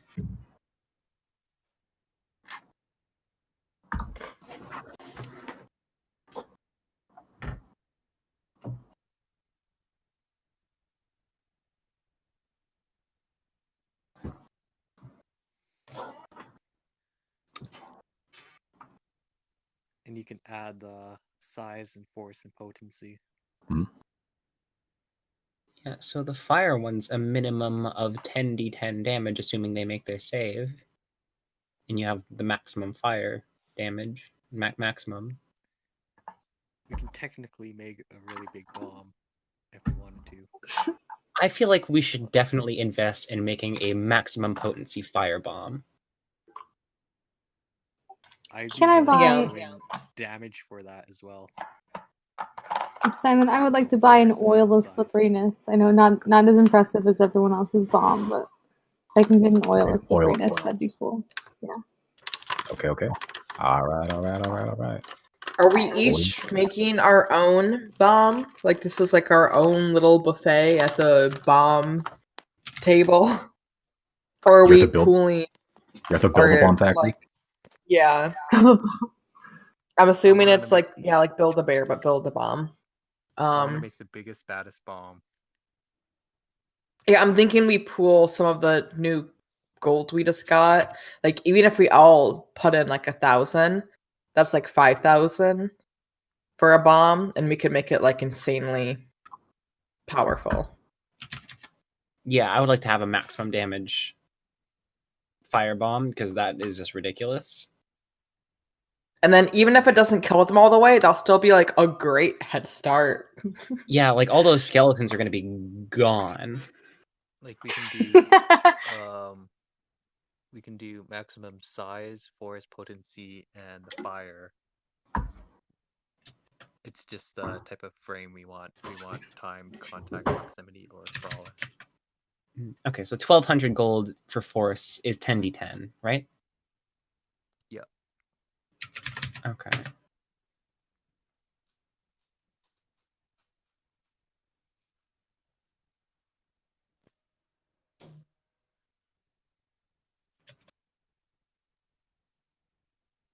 You went to like explosives Walmart and you're just really picking like what the different brands do and like what's the leading brand.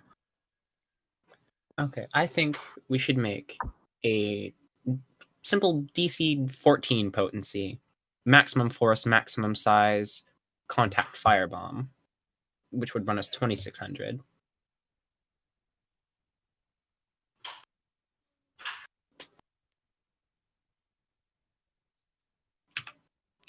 Which would only be 520 gold each. Sure. I don't know if people can hear me, but sure. Yep.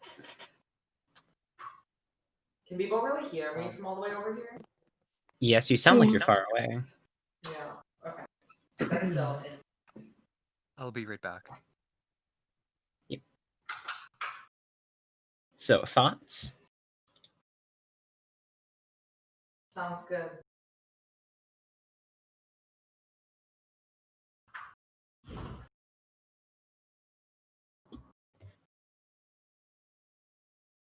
Or should we invest more into the potency?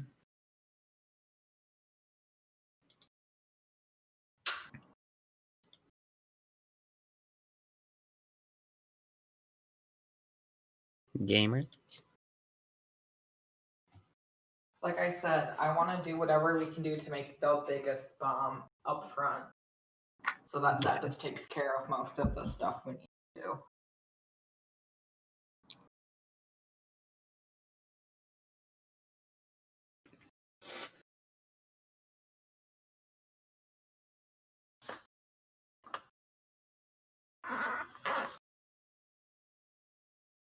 So I think that sounds like a plan.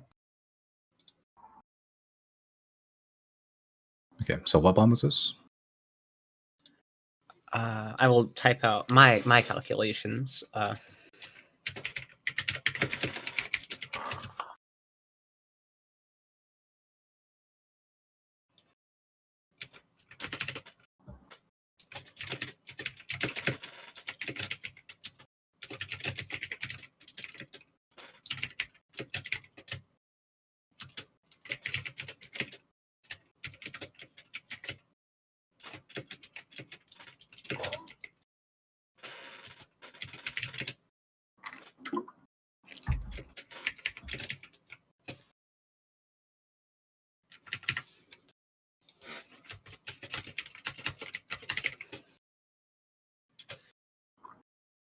I'm not sold on this 14 DC. I feel like we could afford to go a little higher.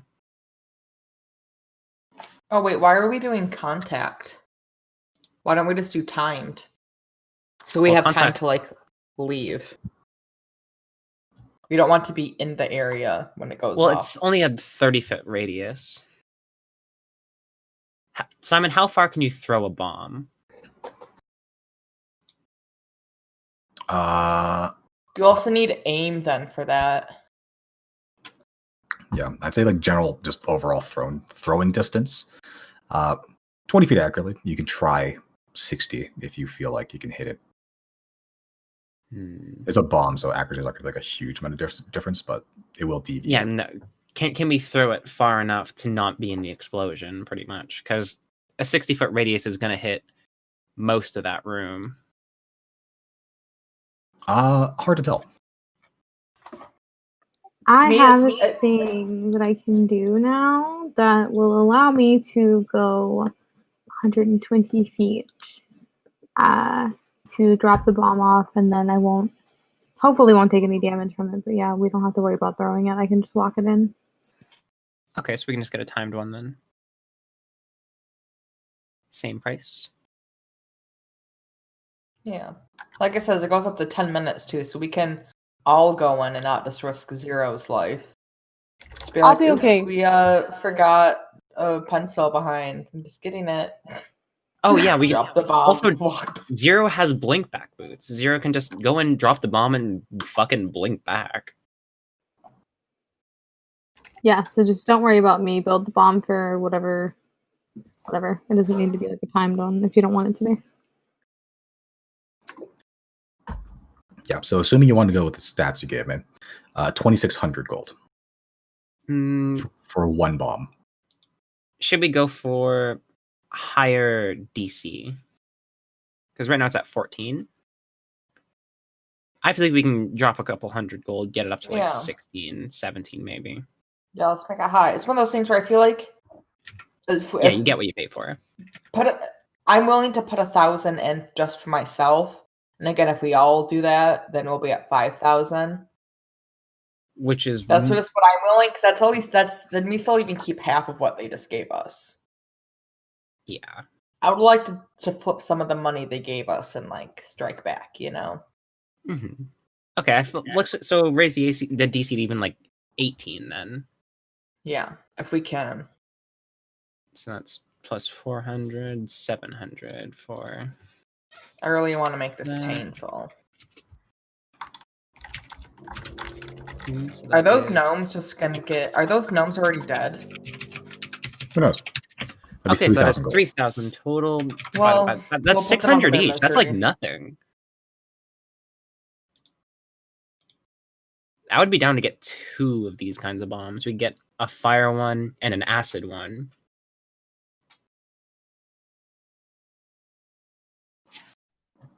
Okay, I'm back. Hi. You know what? This is actually a good opportunity for me to take a break. Be back in like 2 minutes. Okay. Mhm. Okay.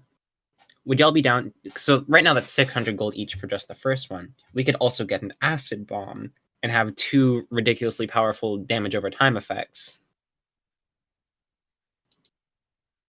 to basically eradicate them.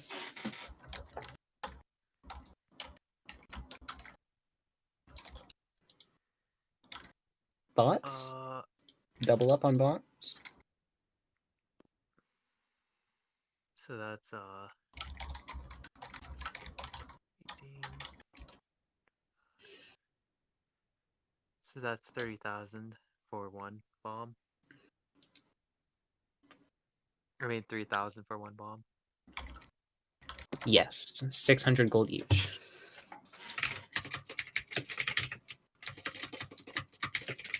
I'm willing to do 2 of those. Thoughts?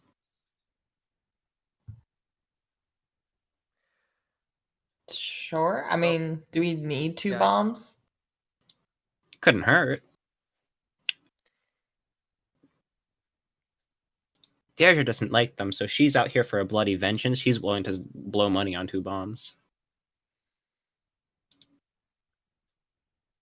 I mean, it's always a thing where we can save the second bomb for something else if we don't need it. Mm-hmm.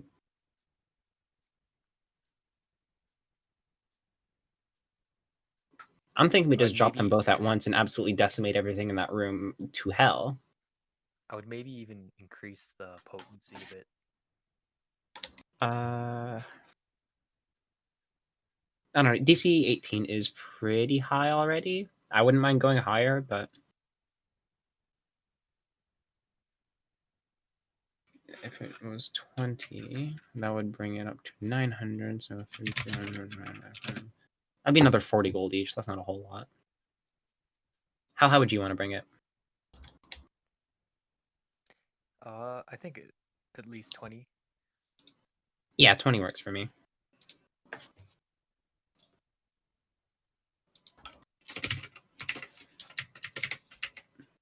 And then we can do 2 of those bombs, perhaps.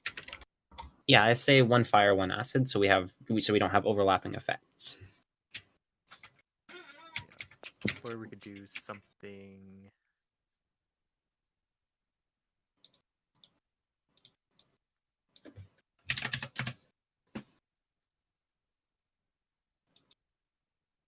Something like maybe cold or the Mr. Freezy one. We're gonna set off a fire and ice bomb at the same time. It's what? Yeah, I don't know about that. If you play a song during it, it'll be a song of ice and fire. I'm a little apprehensive about it because it is a little bit more pricey, but we are splurging a little here. I'm a huge fan of the lightning one. If we can stun everything in that room, that's kind of big. Because that's basically a free round. It seemed to do damage to that thing. The bone polluter. Lightning? The lightning. I mean, So if lightning's that thing gonna is- fucking kill. If that thing comes alive again, then that's potential. Mm-hmm.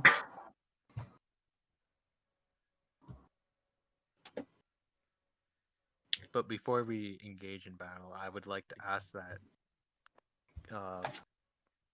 creature why those souls are tortured.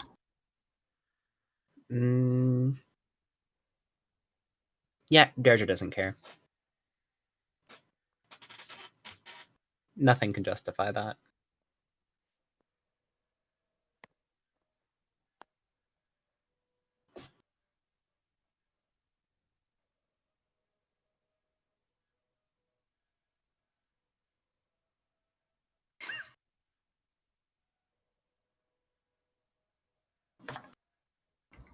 So, what are we thinking for element for the second one?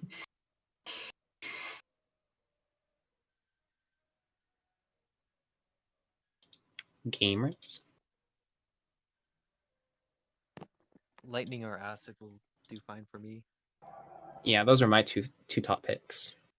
Do we want more damage Yeah. or do we want a free round? It's pretty much it. I trust you guys. Sorry, I just found this. This is literally Chris walking in on Pratchell in jail.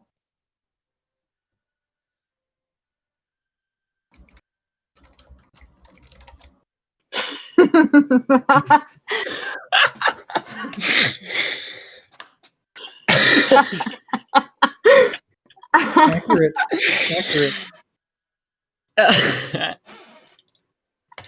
Okay. Yeah, okay. Are we doing acid or lightning? What's up? What's good? Oh, for the second one? I think either of Yeah. them are fine. I really... We I gotta really pick, don't. though. Because acid will do a whole bunch of damage, but lightning will potentially give us all a free turn to act.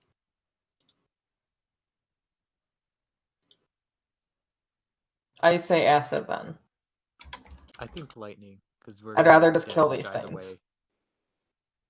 Yeah, but can we kill things better with an extra, basically 5d10 damage? Or all of us getting a free turn? You're assuming we'd all make our shots. I say we just get the damage. The whole point of getting these bombs is so that we Is don't the- have to do a big, We're Yeah, trying okay. to take them down as much as we can. I mean, the lightning's still going to do a whole bunch of damage. It's just the acid's going to do more. Acid.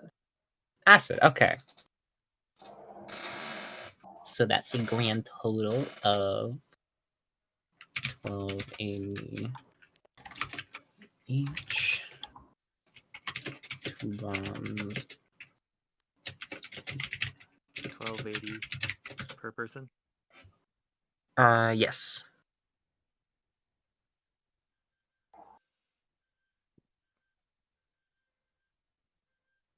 Okay, is that what you're doing then?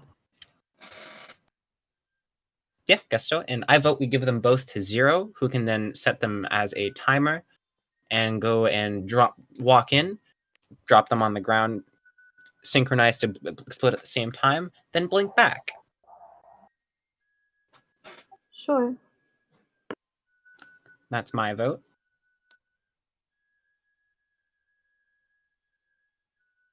Not to, like, tell y'all how to do it or anything, but like that seems like a really good plan to me.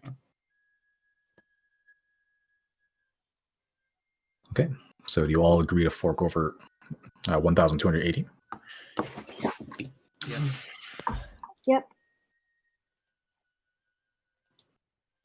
Now I have to do gold math.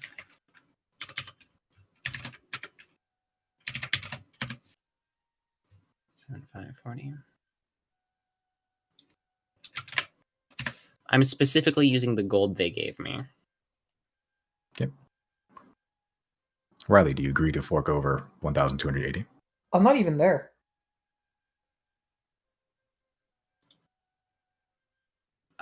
True.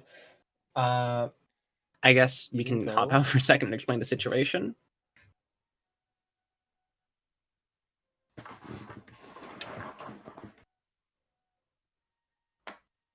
I will pop my head out of this door and I will ask Riley to fork over 1,280 gold.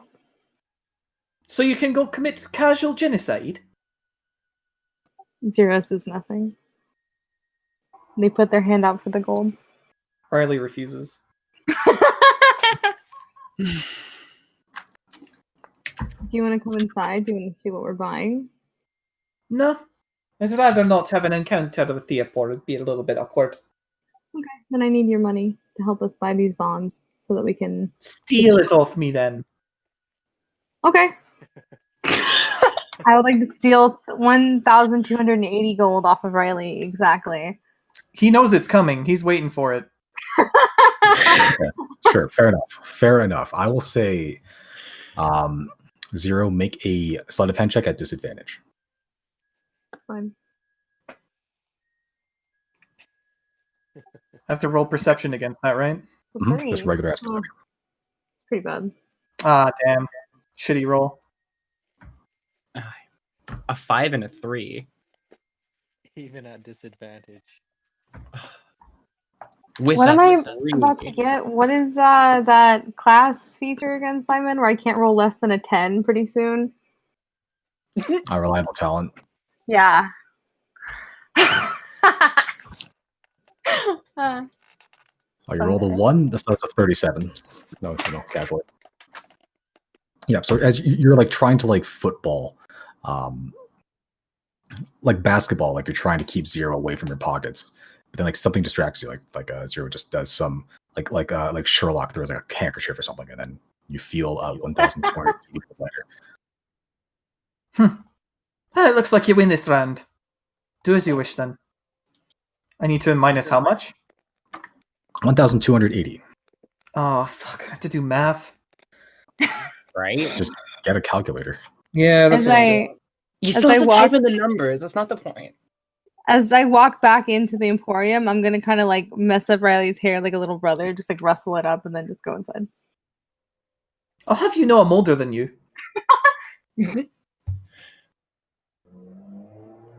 What was it? You said 1280?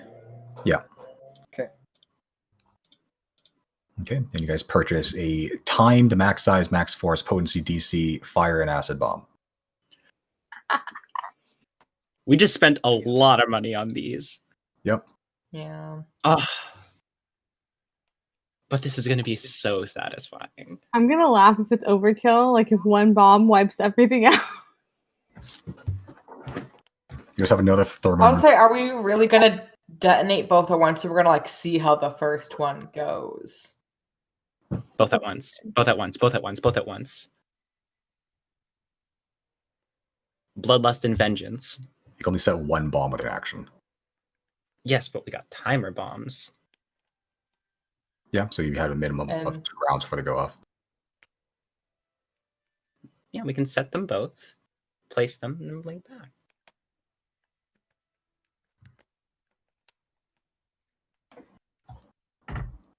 Okay.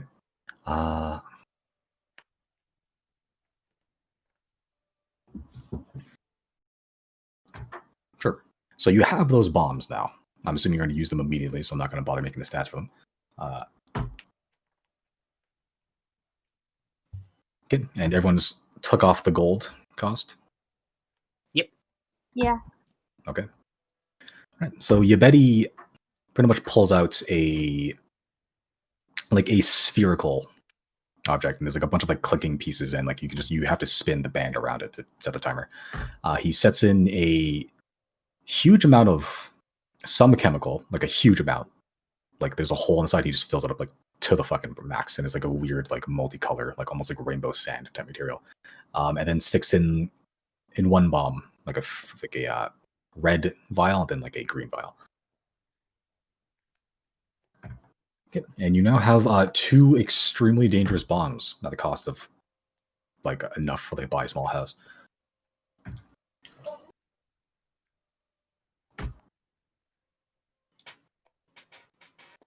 Okay.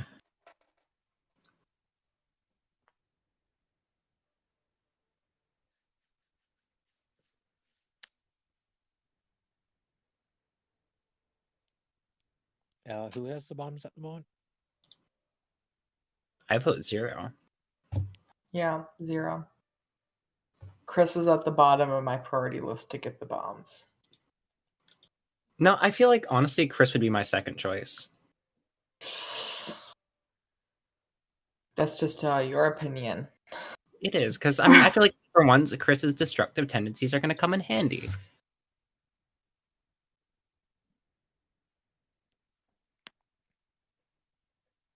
I would love to unleash the bombs.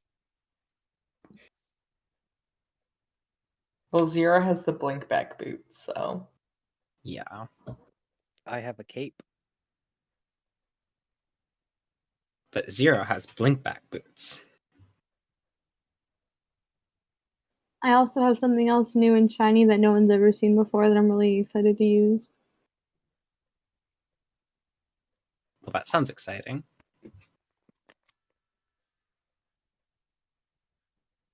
Okay, so what's the move? You guys have bombs. You have purchased some. Zero has purchased some oil of slipperiness. Ah,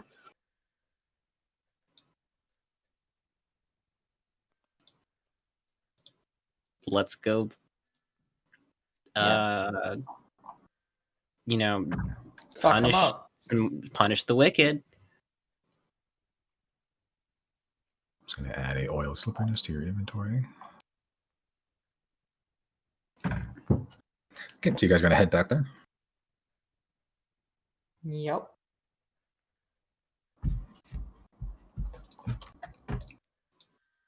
Okay, so it'll take you another 2 hours to get back there.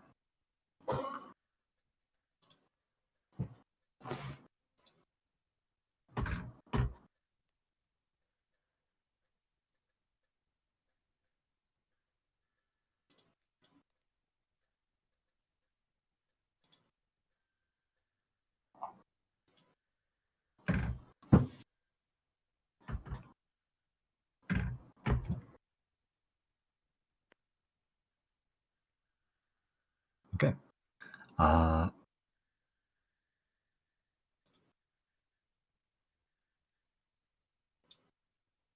Sure. So you go back the other way, pretty much. You walk 2 hours out, buy basically IEDs, and then walk 2 hours back in. Find yourself to the same sort of patch of tunnel where it's all purple dusted, and the same mined out tunnel that leads down to where you think the obelisk might be, or where you know the obelisk would be. At that point, am I able to do something? Sure. I'd like to try Fate's Gambit. Okay. Fate can never be changed without a daring gamble. All right. And with that, your eyes glaze over. Join me in Sneaky Beaky. Okay. Actually, don't join me in Sneaky Beaky. Okay. Just Simon's gonna go up there alone.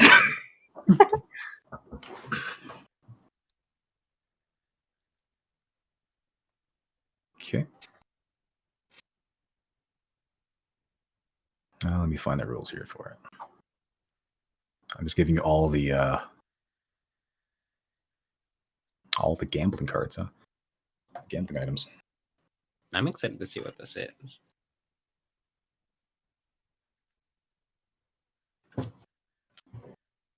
Okay. So as Chris suddenly and very randomly pulls out that deck of strange cards you found earlier, and then says these words, a billowing wind around him begins to kick up as it sort of plumes smoke around him in a spiral pattern.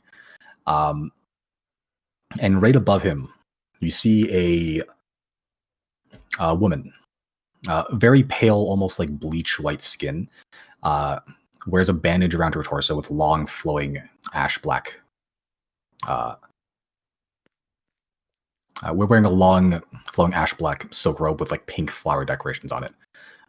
One arm hanging out of it, and she has dark pink, very spiky hair that is tied up with jeweled clasps.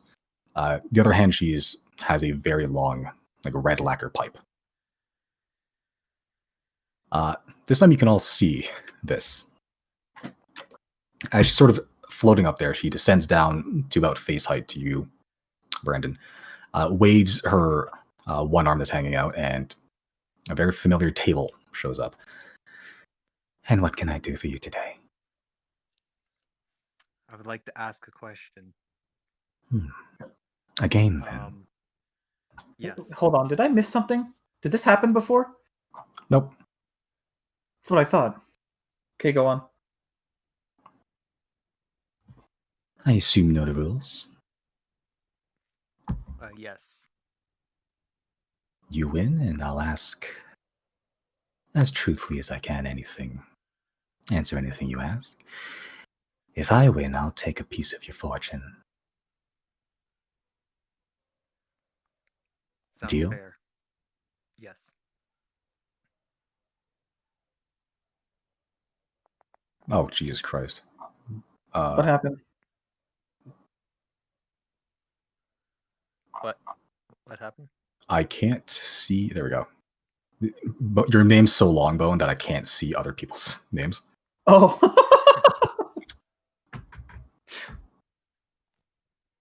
Okay, Brennan, I have dealt 2 cards to you. So above your name, you should see like 2 number. You click on it, you'll see what cards you have. Okay, I see. Okay, I see.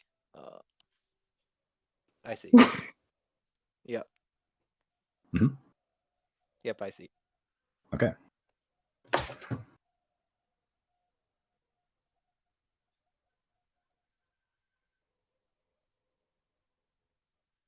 I'm assuming you're familiar with the rules of poker. Sort of. Okay. I read the rules for this one at least. Mhm. I give you the cheat sheet, so just try to get as high as you can there. Yeah.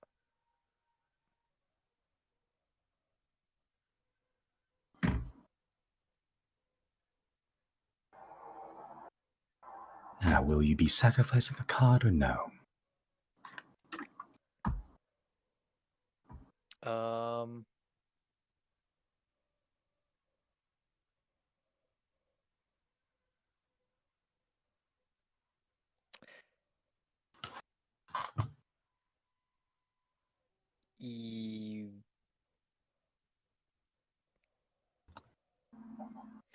Yeah, I'll take one.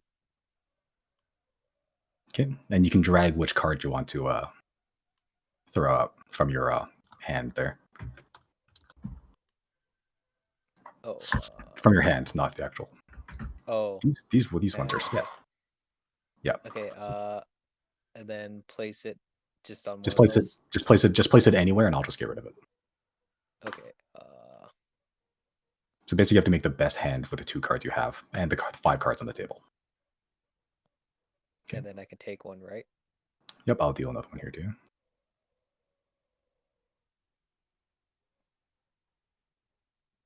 If I can find you, name's very long. I can like remove that if you need me to. It's funny.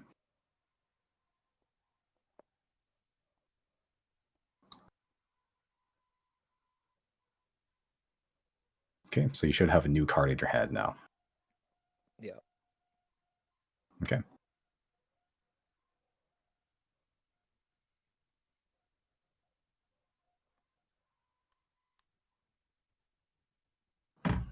Interesting. Will you be exchanging a card or no? And the rest of you watch as pretty much this spectral table appeared within Chris, and he's now playing a card game with some random woman that appeared up from the ether. Riley's mad confused. I suspect it's important though, because I do know Chris likes bombs. Yeah, I'll get rid of the 10, I think, there.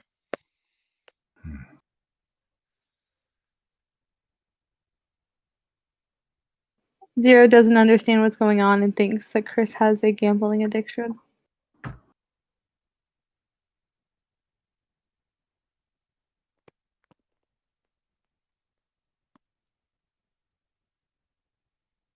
Final card. Hope you have a good hand. The Joker. Could be any card you wish. I see. Whichever would give you the best hand.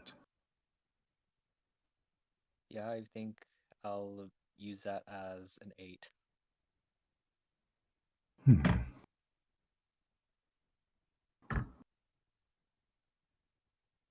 Or am I still able to, at this point, use playing cards?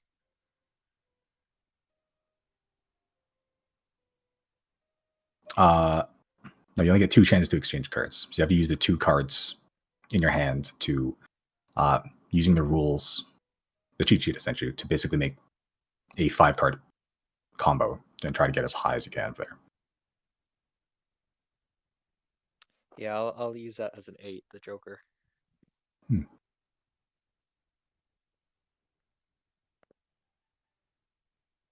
Very well.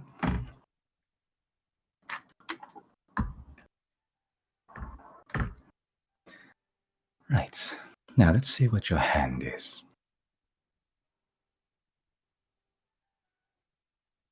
Okay, and you just place down both cards, and you can flip them.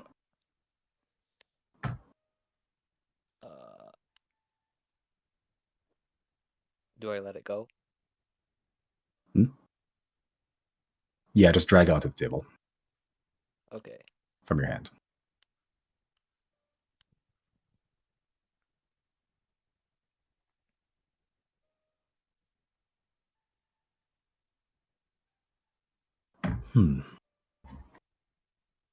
Must say that's kind of disgusting.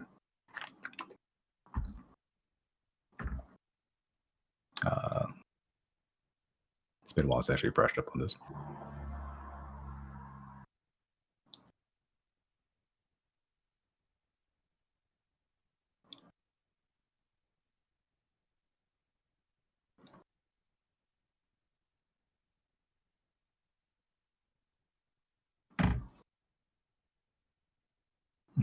I believe by turning the Joker into an 8, you have a 3 pair. I unfortunately have a flush, which means that I win. Oh, I see.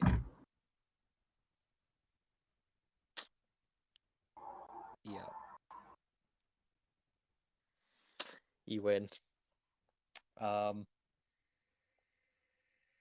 how much fortune do I give you? Just enough.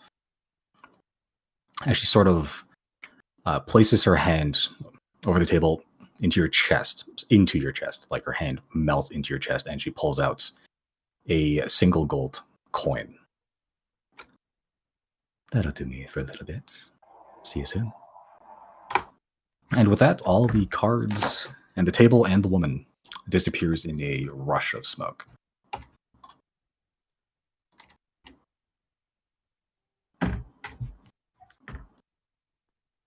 As the pack of cards you have close violently. So I think you might be right. Chris has a gambling addiction.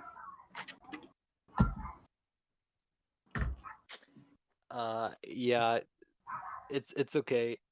I'm doing okay. I was just seeing if I could get any answers, but unfortunately, I wasn't able to do that. But let's go ahead and go down the hole.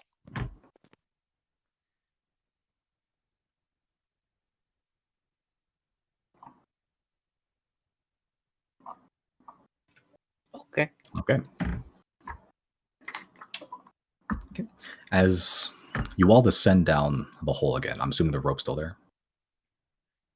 You can tie it up. You can tie it easy enough.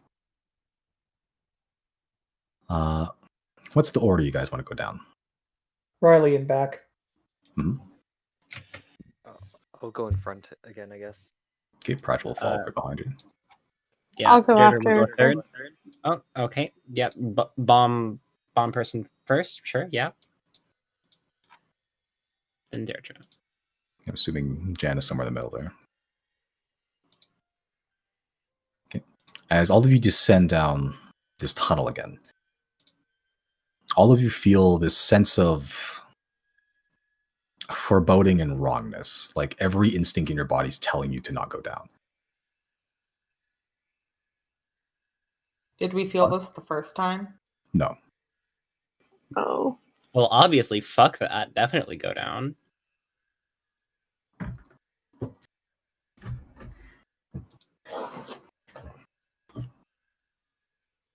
Okay.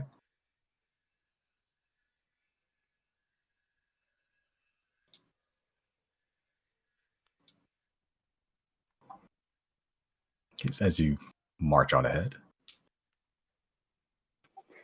Before anything pops off, can we take a break? Sure. As you begin to approach this The cavern that you vacated very quickly about 2 hours prior.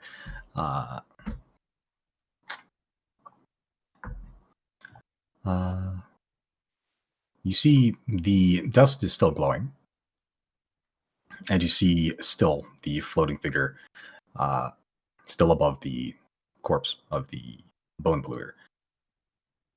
But this time you see almost every single creature in here are all looking in your direction, and all their black glass spines are vibrating intensely.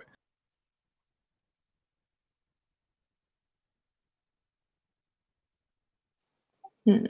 I'm gonna ask the floating dude, why are the souls of these dwarves in torture in Celestial?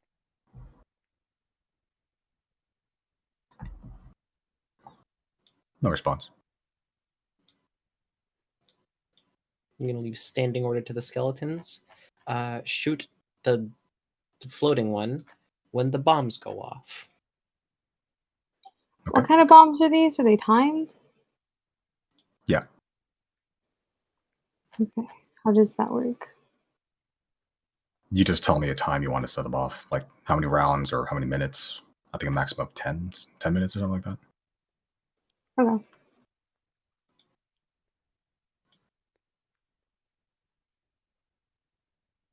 Okay, but they are definitely aware of your presence.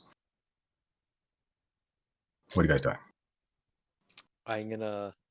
I'll say, in order for us to trust you, you must, in order for you to trust us, we must be able to trust you.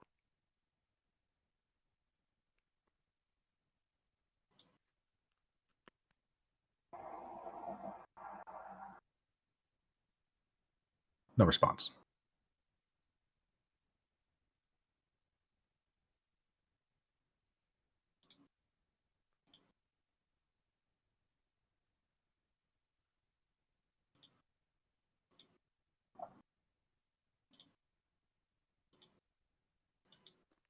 Hmm.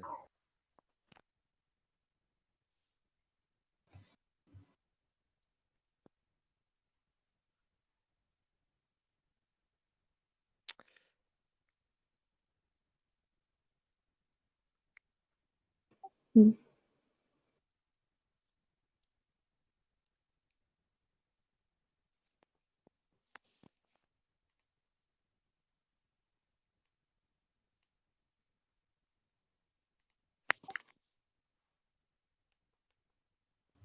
What's the deal, Is the guys? music- Are we gonna just get Is the started music then? playing? Hmm? Is the music playing on your guys' end? No. Mine is. Yeah, mine's playing. It's just really low. Yeah, I guess Derek is just going to nod to Zero and just, in the kind of motion of like, whenever you're ready.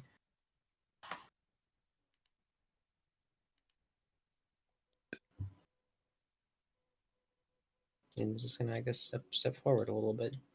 Okay. A couple of these skeletons begin moving a bit closer. Okay. I'm gonna use my last charge on my Truth Seeker to fuck, I've never used it before. What's it called? Simon, what's it called? Fuck. Oh, it's in your notes right there. 1 becomes 2. I'm gonna use my last charge to do that. Okay. Ooh, I'm going to cast Shield of Faith on myself. Real quick.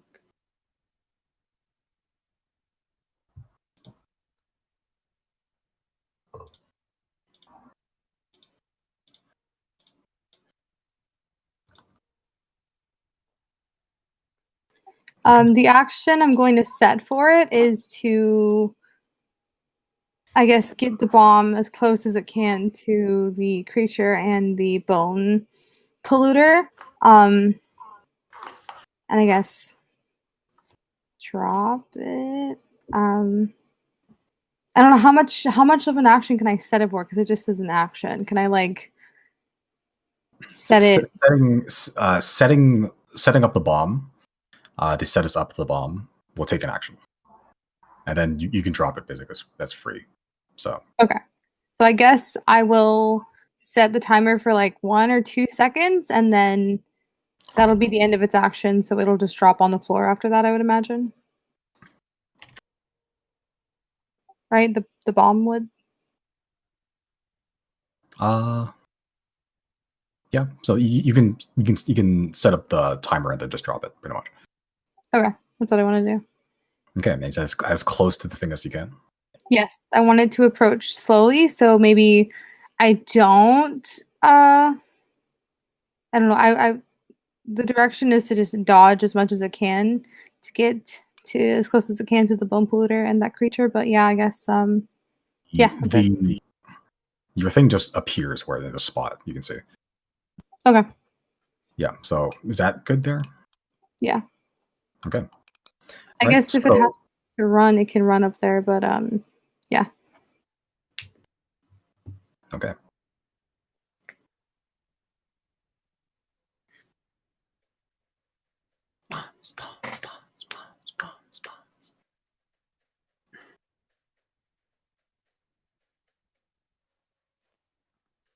I think Zero starts smiling as they're like getting ready to do this.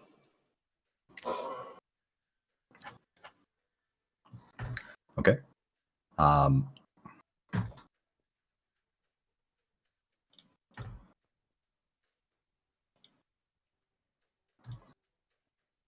right. So first, I would like everyone to roll initiative.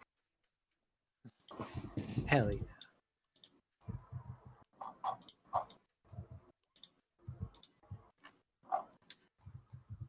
How to do that again?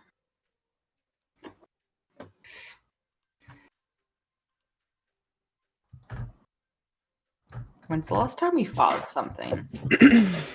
This last session. It wasn't that long ago. Why does this seem so 2 sessions ago. long?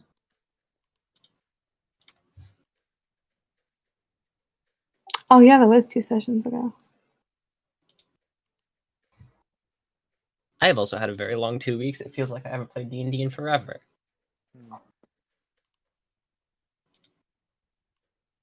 I know we all say time isn't real these days, but like, man, it really fucking like Yeah.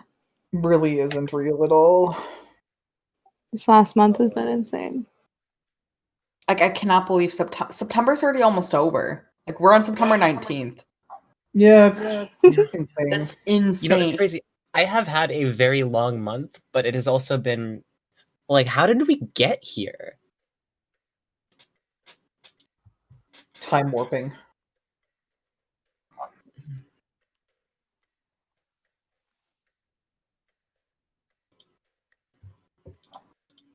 Okay. Is there one missing on this thing?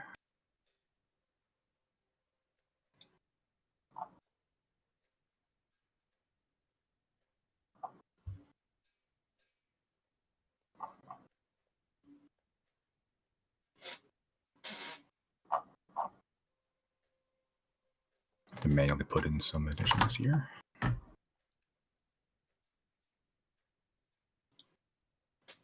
remind me to run smaller combats. Yeah, that's a lot of skeletons. Yeah, you're fine. I'm not sure if you can see it, but I have a macro that I made specifically for running a large number of skeletons.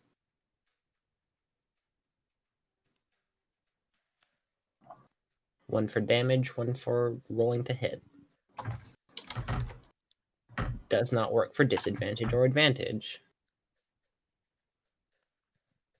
Only straight rolls. Can I try and search on the roof, or like look at the roof to see if there's anything up there? The roof where you are is pretty short. There doesn't seem to be anything up there. Okay. So, you watch as Zero is next to you. Then you suddenly see Zero right next to the bone polluter and a bunch of other skeletons. You look back and forth, and they're in both spots at the same time. And it really confuses you for a second as that zero then disappears as it leaves a small spherical orb there that will detonate.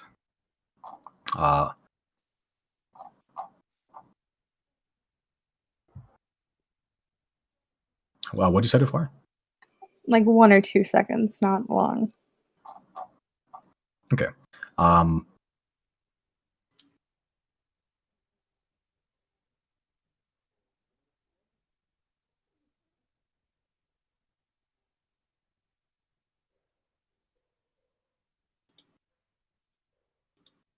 Okay.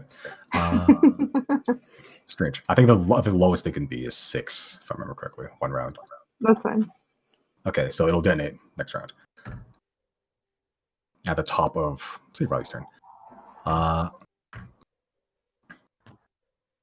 Sure. Riley, you don't really see much of anything. You just hear some sort of commotion and words being exchanged. Words being exchanged. Well, Oh, you mean between, like, shout? Right, right. Yeah, you do hear a pretty. It's like a cacophony of hisses once zero just suddenly appears next to the bone polluter, almost existing like 2 places at once. And then you blink, and then zero's gone. I think Riley's going to take a single step forward, and that's it. Okay. Now.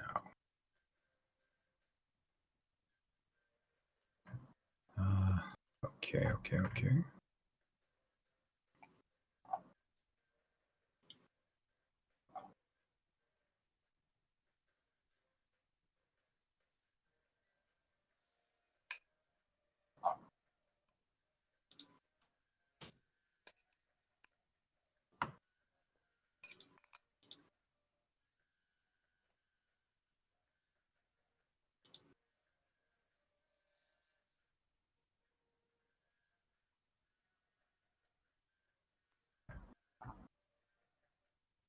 It's going to move 20 feet up there. Fantastic. All right. Jenny, you mounted on Giorgio? Hmm? Are you mounted on Giorgio? Yep. Hmm. I think we're just gonna do that and see what happens. Okay. It's not technically your turn yet if you're mounted on Giorgio, Oh. but you can stay there. It's fine. You're right after. I mean, yeah, that's all that's happening.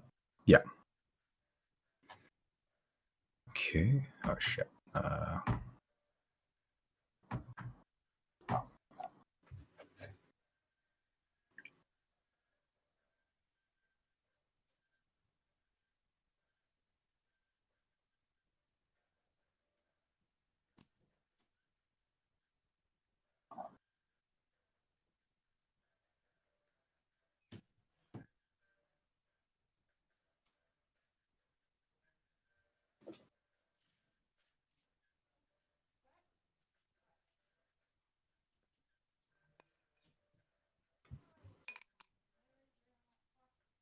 Sure, why not? I guess we're doing this.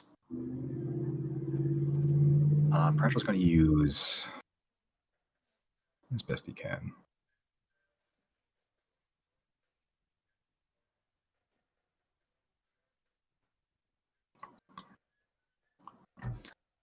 So for here, he's going to cast Magic Missile.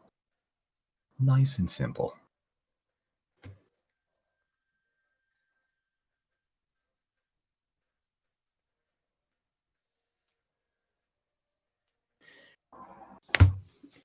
Simon, right now, do you have 2 action figures in your hands that you're just kind of slamming into each other? Pretty much. I'm just like, slapping them together. It's great. Sweet. He's going to direct all That kind of fucking rocks. As you watch, Pratchell sort of just slaps his hand together and summons 3 very similarly shaped magic missile arrows and launches them at a pretty far off skeleton. Some of them pass through its ribs and hit as hard, but still hits. Jenna, we'll just say that you did your turn there. Mhm. So you move there? Okay. Deirdre, what you gonna do? Okay. I'm going to take a couple steps forward. And how far is that thing? I cannot. 50 feet. That works for me. Or does that work for me? That works for me. Deirdre is going to, with Righteous Fury, conjure up her spiritual weapon, but it's a little different than what you're used to. This time, its fangs are sharper and burn with a kind of black flame as she casts it at 4th level. And gonna make a big ol' attack against the old bastard man. Okay. Does a 14 hit? It does not. Well, sucks to suck, I guess. I'm gonna make a cantrip attack with Chill Touch. Okay. Does a 29 hit? Yes, it does hit. Oh, ignore the first number that is made up. The second one is an 8, and I guess I will also make an attack against the Bone Polluter just in case that's a thing. With my, Reaper feature dual targeting. How did we roll that? Was that a roll again? It doesn't say to roll again, or just roll again. It does not specify. It says you can target 2 creatures. 18.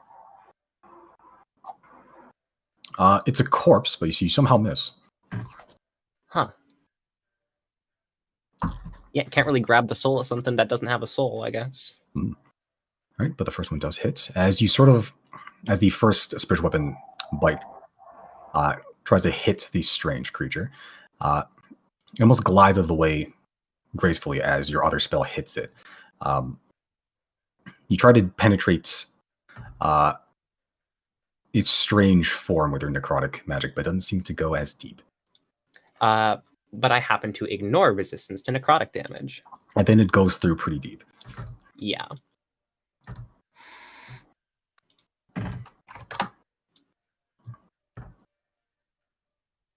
Okay, is that your turn? That is my turn. All right. Cool. Actually, I'm going to move. Never mind. I'm good. I'm just going to set my blink back boots for this spot here, and then that'll be my turn. Okay.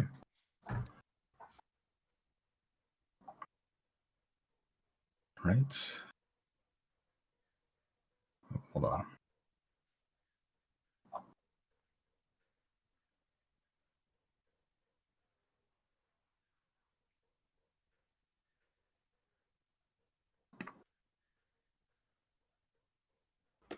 Okay, that looks like there's 2 skeletons on the map.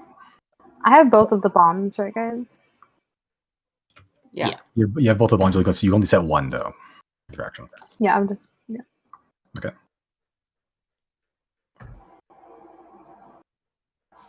All right. Cool, so I think this is the bad skeleton's turn.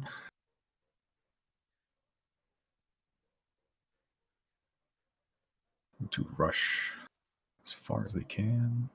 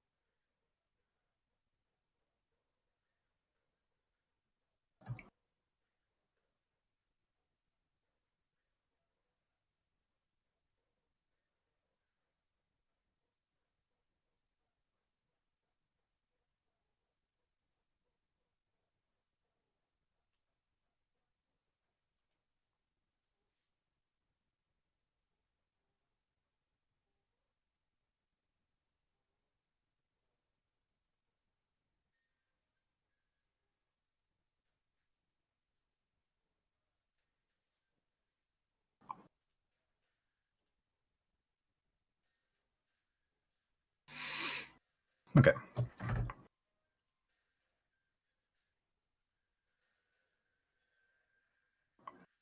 They are just going to attack the nearest target, which is Deirdre.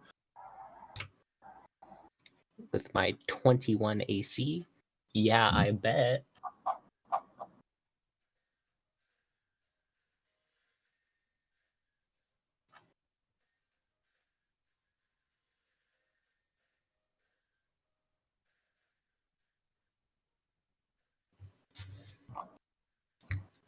Okay, one of them hit. Ooh. How we looking? You take 8 points of piercing damage, as these skeletons don't have any weapons, but they are covered in these black spines, these black glass fragments, pretty much, as they all just sort of whip their hands and launch this flurry of just glass shards at you. Some of them do make it through.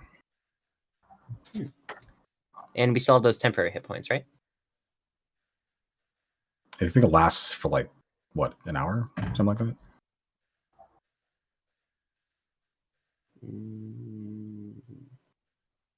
Yep, 1 hour. So 1 hour? no. No. Motivational speech, right?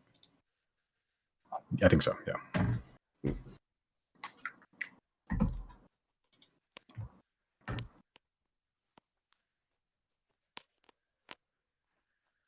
Okay, that'll be the end of that turn.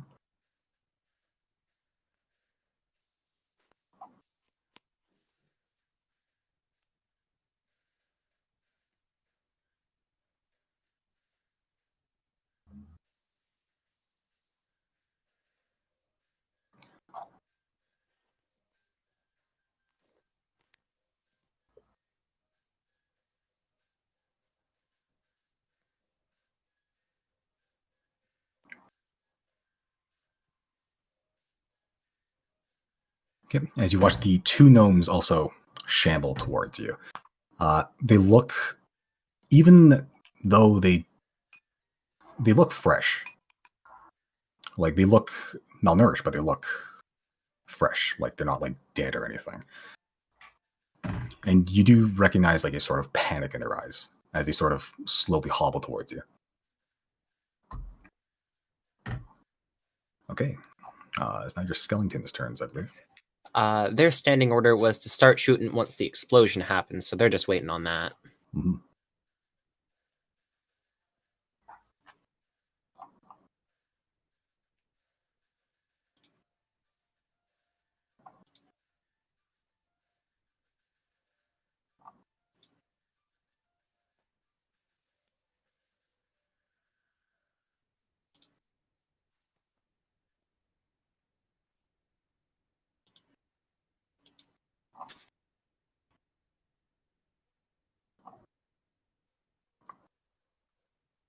Okay.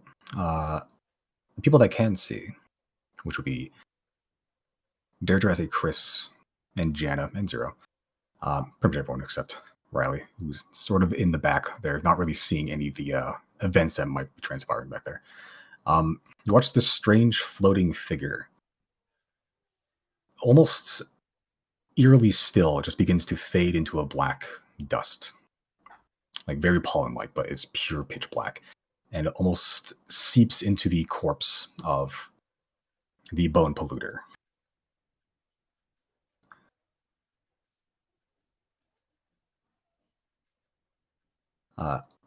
As you watch the bone polluter's body begin to shudder violently.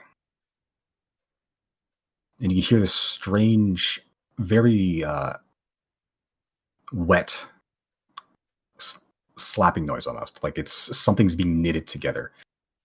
As you watch as the bone polluter stands up.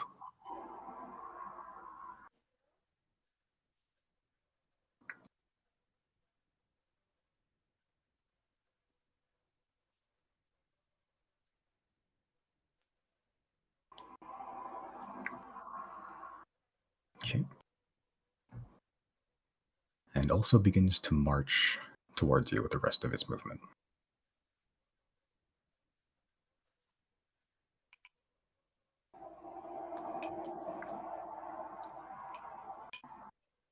All right, Chris, what you doing?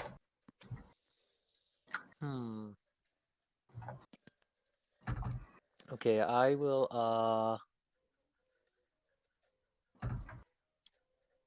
see. I'll move up 5. Mhm. And at this point, I'm gonna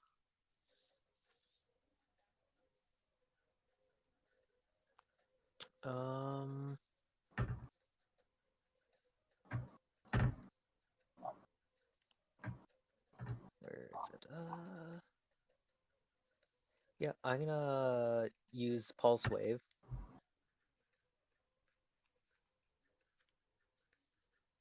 And I'm gonna That's a use it cone. at what? That's a cone? Yep, yeah, the cone. I'll use it at 5th level. Okay.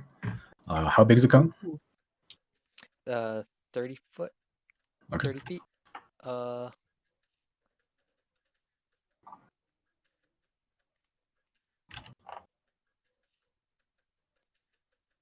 And I'll face it towards the bone looter. Yeah. Okay. So about there? Yeah. Okay. Sure, I think it needs to make a saving throw, right? Yeah, Constitution save. Okay.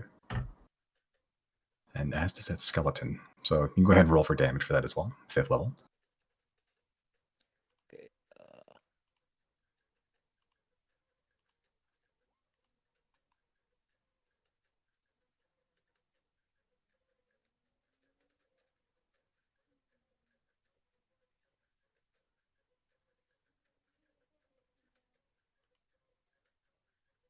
Okay, the skeleton's just dead. Straight up. Okay. And the bone polluter has succeeded its saving throw. So it takes half damage. And I don't believe it gets pushed or pulled. Yeah, I don't think it does.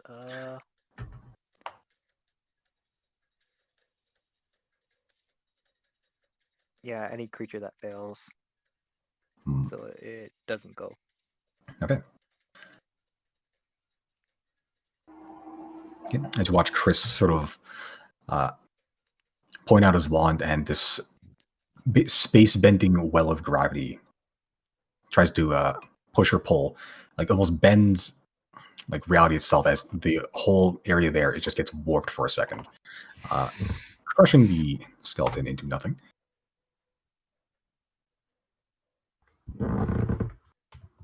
Okay. It's at the end of your turn.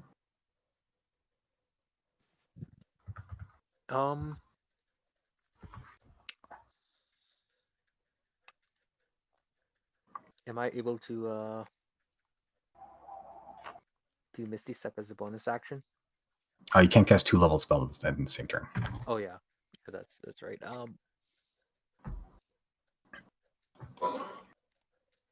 I believe I have one more thing of movement left. Sure. You only used 5 feet, didn't you? Yeah, I'll move back in one space. Okay. All right. Second That's round. Nice. Okay. It's around this time you hear this just cacophonous explosion from where you saw the second copy of Zero sort of spawned into existence and then blinked out.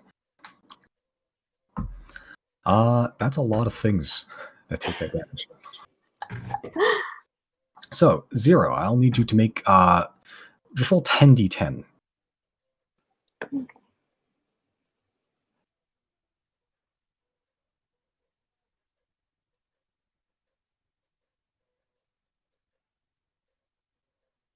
Okay. Damn, sucks. All right, so even if they saved, these skeletons are dead.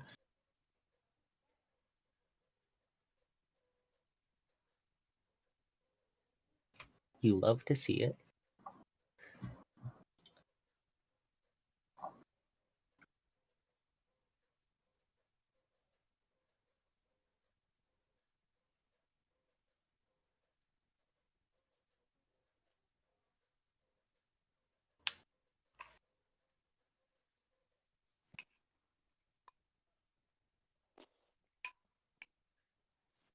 Okay.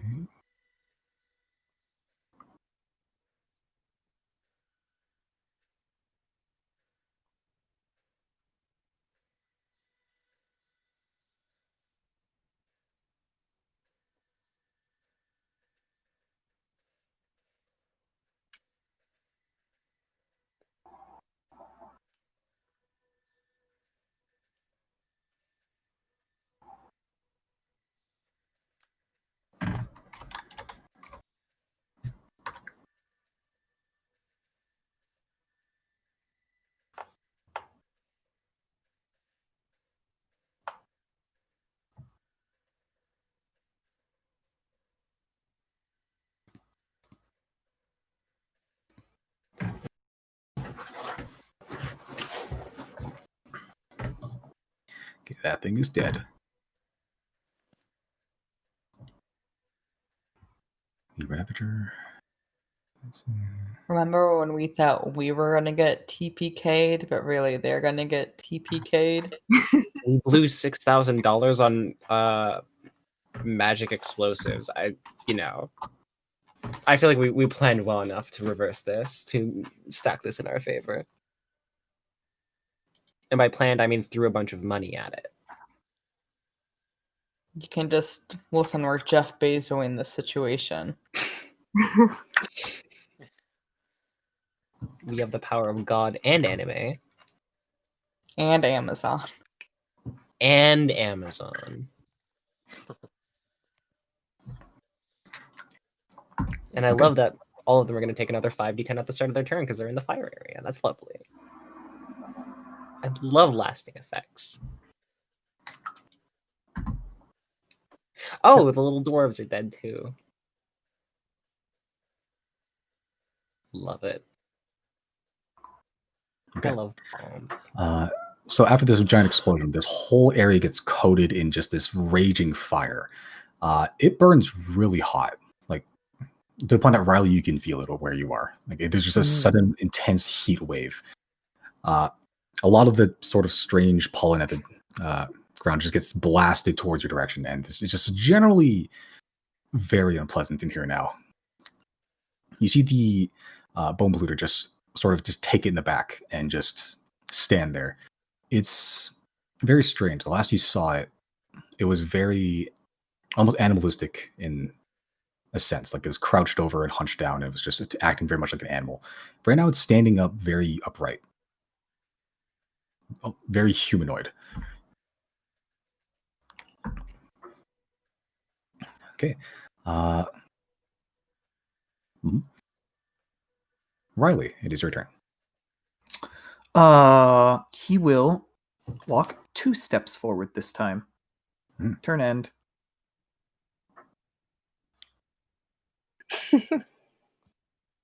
Okay. This guy takes... Is your roll 5d10 for me? Absolutely.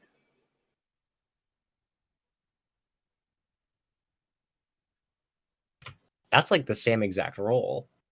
With half the dice. Whew. We were scammed. Is it hot in here? The answer is yes.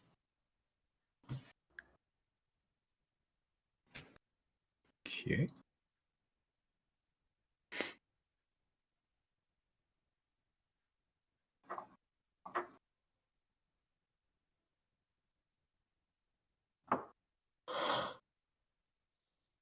Okay. All right.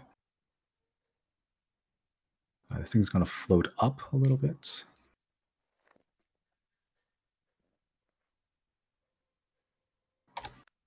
That's to signify he's at 20 feet up. So it's going to move diagonal a little bit there. As the ones you can see this raging flame, you just see this bulbous form just emerge from the flames. Also on fire. It doesn't seem to very care that much, though.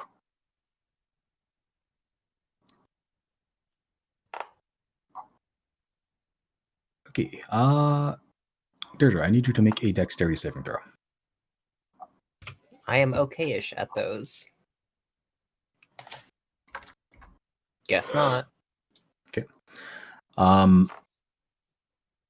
You take 45 points of damage. What kind of damage? Force. Okay. That's a lot of damage. I don't know that I'm going to make that con save, if I'm being honest. With 23. I do not make that con save. Okay. As the bulbous form sort of floats up above the flames, you see this large, high-pitched whining laser just sort of streak across through the flames, hits Deirdre directly.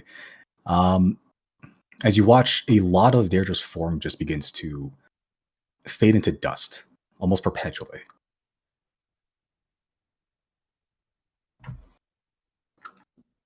All right, that'll be its turn. Jordy will take the same initiative as Jana. Ah! Go, Grandpa. Go, Deirdre. Fuck it up. Fuck it up.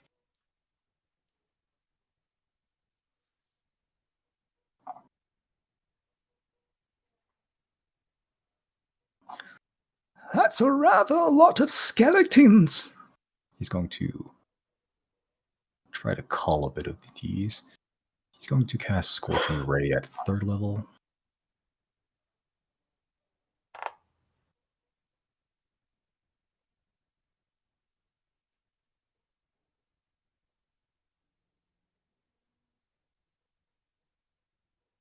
Okay.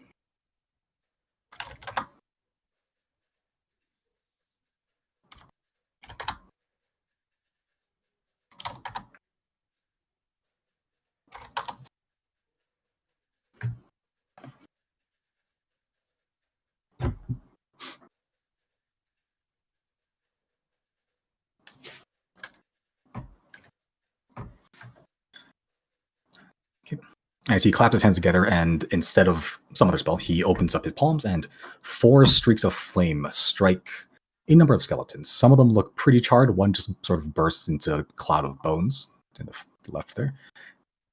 That's good enough for me. He's going to hide behind Chris.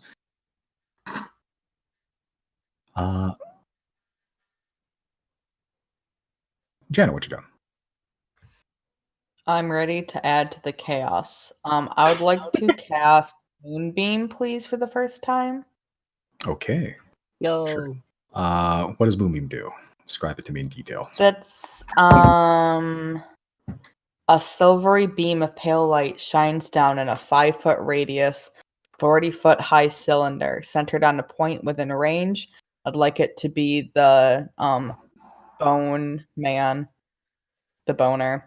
When a creature enters the spell's area for the first time or on a turn or starts its turn there, it is engulfed in ghostly flames that cause searing pain, and it must make a Constitution saving throw. It takes 2d10 radiant damage on a failed save or half as much on a successful one. A shapeshifter making a saving throw with disadvantage, and if it fails, it instantly reverts to its original form and can't assume a different form until it leaves the spell's light. Something, I can move it around. Oh, and I'm casting this at 3rd level. So actually, the damage increases by 1d10. So if it's 2d, it's 3d10 damage. Okay. Or starts its turn there. So when it gets to its turn, Boom. it'll take damage. All right. 3d10, not bad. Not bad at all. Okay. So you are That's it. concentrating on that. Very nice. Oh, that's real nice. Cool.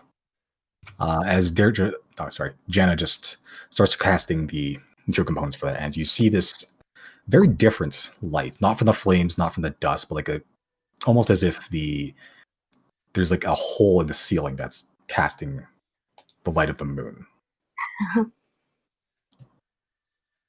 Oh, as she does this, I mean, I know she's concentrating. I'm sure there's verbal smoke. She'd also like to be like, nighty night, bone grabber man. Are your verbal components just like one-liners? Yeah. It's kind of no. All right. And you can see the hasn't done any damage yet. But you can see like the spines in its flesh beginning to smoke, not from a fire, but from just straight light. Hell yeah. All right, Deirdre, what you doing? Being very pissed, Deirdre is going to call for a divine intervention to basically fuck some shit up and rain death upon those who would sully the souls of the dead. Mhm. And let's roll that 1d100. That's not going to do shit. All right, taking things into our own hands then. It is time for that spiritual weapon attack. Gonna go down here and making... How much movement do I have? 20 feet. I'm gonna move that down here. And make an attack against Bone Boy. Mhm. Let's just do that. Will a 22 hit? Yes, it would. Okay, kind of as it bites in, it's just kind of a pillar of black flame is going to entwine with Janna's moonbeam for just an instant as I use my channel divinity to do an additional 25 necrotic damage. As We this really is technically said- a melee spell attack. Fuck this guy in particular. Fuck this guy in particular. So that is just a whole bunch of damage that ignores resistance. Okay. He will never financially recover from this. And that is my turn. Sure. All right. Sure. Zero, what you doing? Let me see how much I can move over here. Hold on.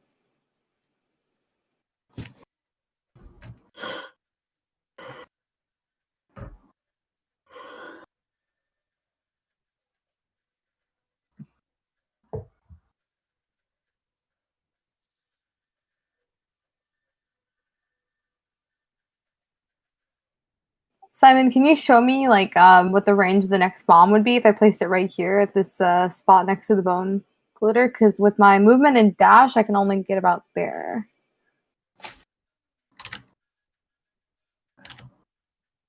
Oh, Hold on.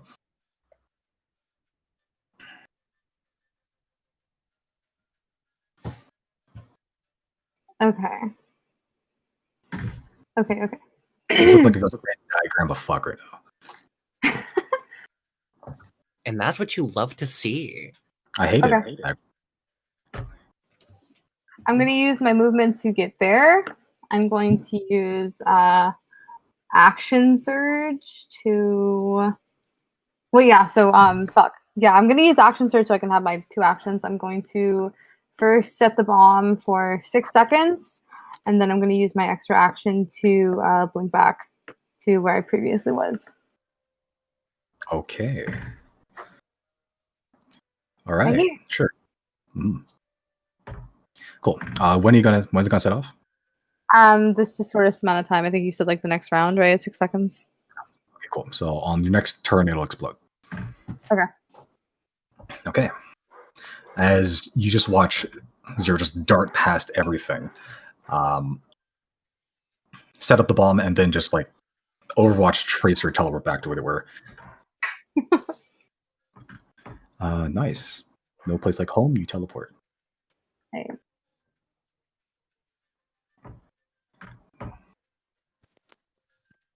We still have those temporary hit points, right? Nope. Nope. Okay. This one's gonna chill here. Can I speak as a free action or no? If it's less than 6 seconds, yes. Okay, I'm just gonna yell up ahead at Deirdre and Chris and tell them not to move forward too much. The bomb's set. If that's possible at all. Sure, I'll allow. Cool. Okay.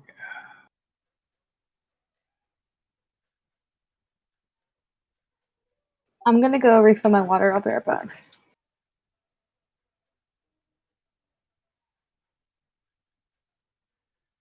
Okay, there we go.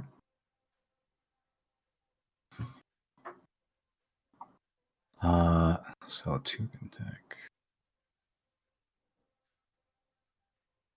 Okay, I'll say 2 skeletons are going to get flanking attacks against Deirdre, and one's going to attack Chris.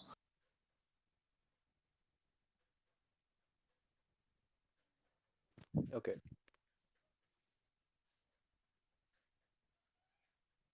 Deirdre, what's your AC right now?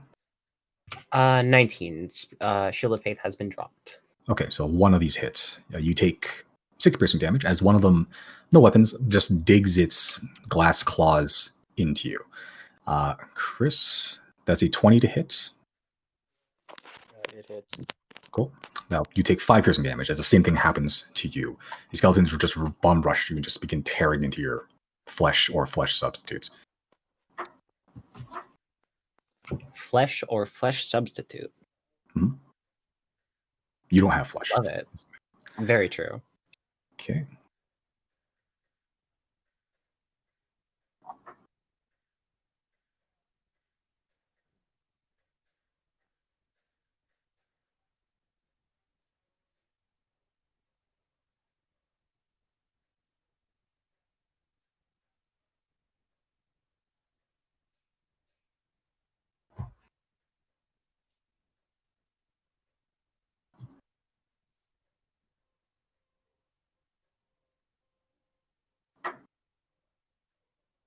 Misty's not back yet, is she?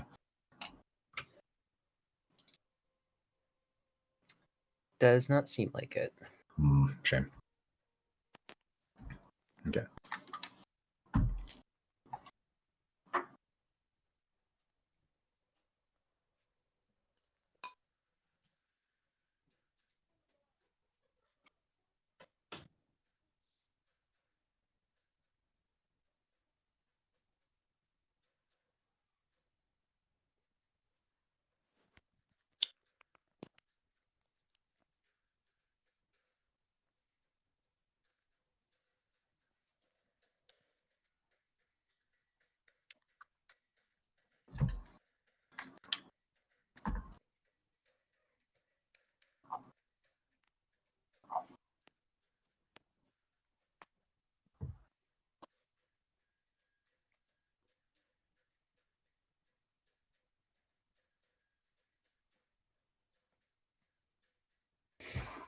Okay.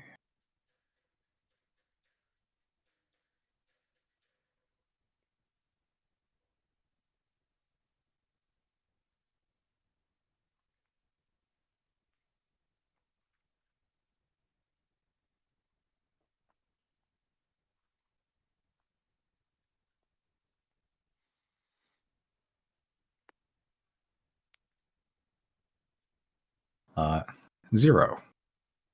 Huh. The 3 of you back there see something very interesting.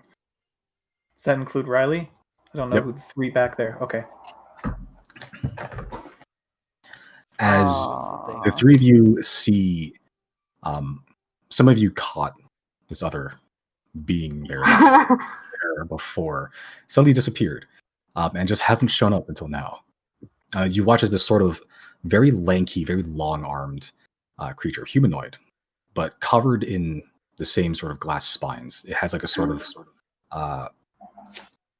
actually, sort of like a crown of the same stuff, just covered in these black spines jutting out of its skin, and it's long. Its arms are huge, like several feet long, and they're tipped with large glass sides. As the 3 of you watch as it, almost like a shimmering illusion, like light was sort of being strange around it. It just sort of appears as it raises its one jagged hooked arm up.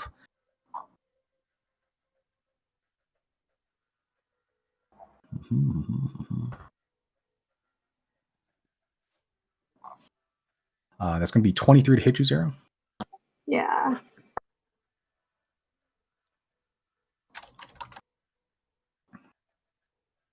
You take 46 points of piercing damage. 46. Can I uncanny dodge that? Yep, so it'll be reduced to 23.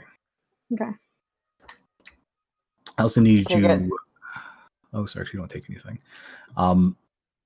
You watch as it raises one very long hooked arm up as it sort of punctures through Zero's entire body and spikes her into the ground. As the arm sort of detaches itself and regrows very rapidly. Zero, you are restrained. Oh. I see. as you are just staked into the ground. Fantastic.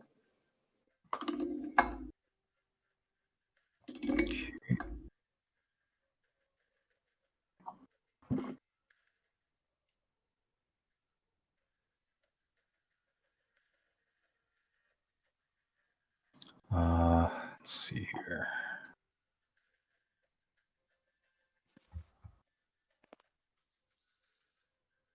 Going to bonus action disengage and just peace on over there. I'm gonna take an opportunity attack as it A runs bonus by. action disengage. Oh, it disengaged, right. Mhm. Never mind then. Yep. As you see it scuttle past you, but with like very worrying speed. Like scuttle. It wasn't running with two legs, it was like crawling. Kind of like a spider. Thanks, I hate it. Hey, you're impaled in the ground right now.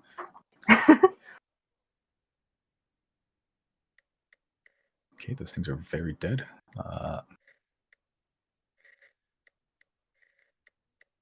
get rid of them. Okay, so now your skeleton's turn. They're blasting the big thing. Okay. Sure, make 2 attacks. That ain't Both gonna miss. do it. Harmlessly bouncing off its form.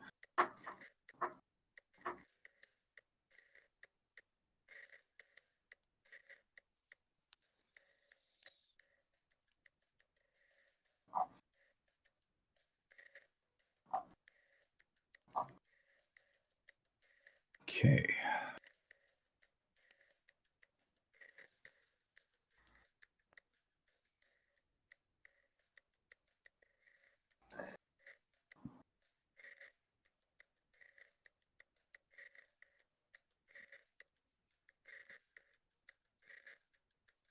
Okay, it's now the Bone Polluter's turn. Start of his turn, a couple things happen.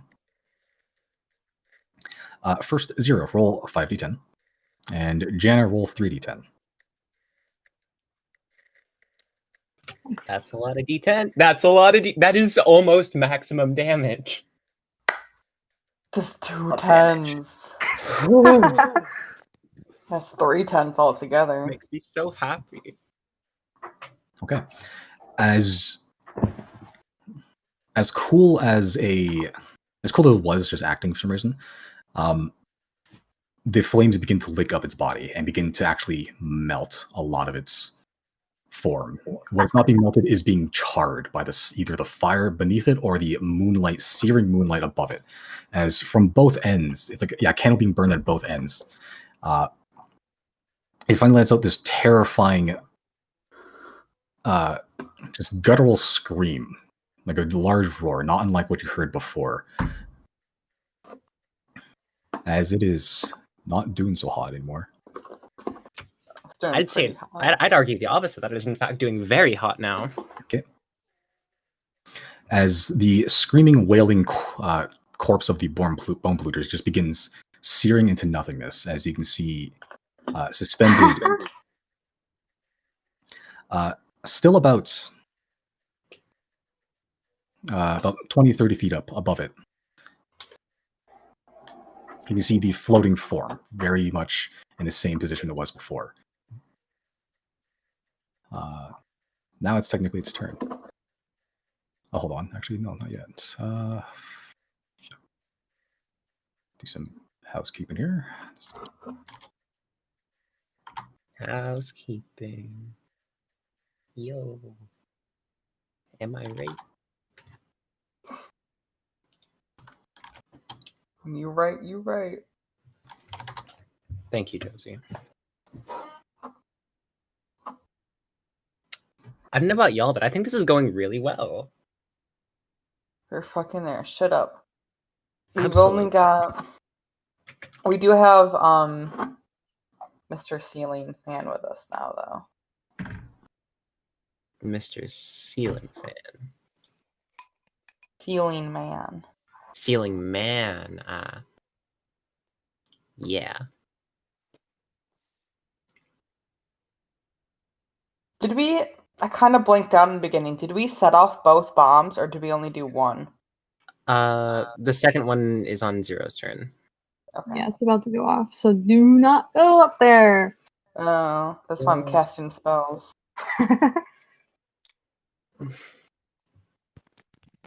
I don't know about y'all, but I'm about to fucking rain death here. I think it goes off after my turn. No, I think he Some- said I had to wait till the start of my next turn. Yeah, one full round. From with the smoke of the raging fire below it and the moonlight above it, it gives it this cool, like, sort of Eurovision vibe as the floating creature just sort of holds up a hand, just very nonchalantly, and then you watch it as sort of just gets crushed into nothing, and then just reappears over here. Grumble, grumble. All right, that'll be its turn. Chris, what you doing? Okay.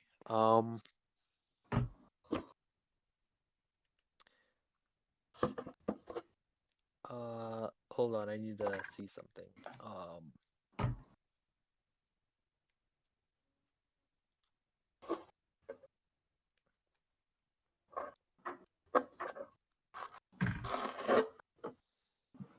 Hmm.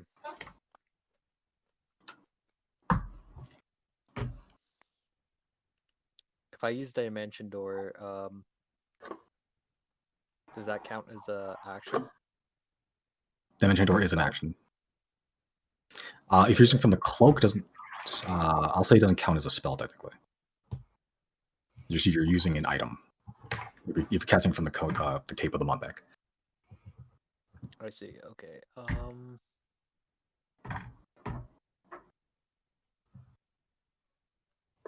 Hmm.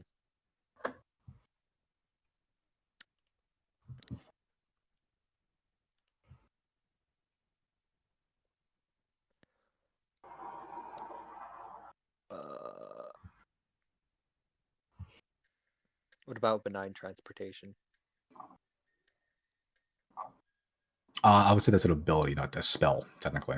You can, Okay. I think you can. I'm not sure what it says exactly, but yeah, if you cast a conjuration spell, you can do something related to it. Yeah, I will.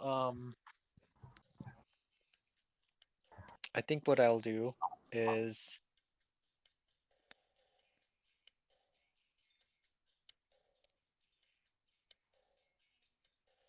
I think I'll move. I'll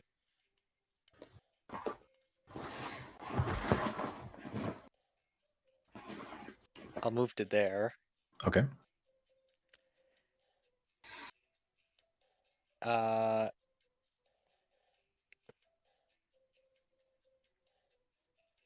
like this music.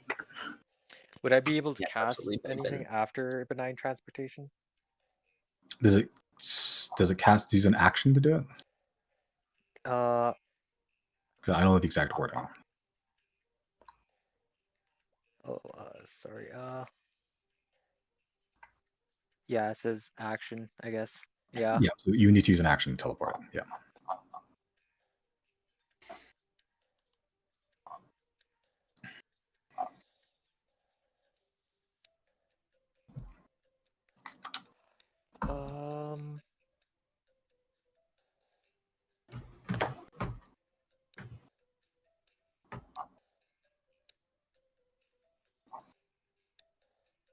Hmm.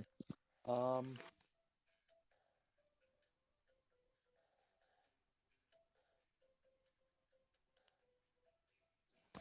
just trying to think.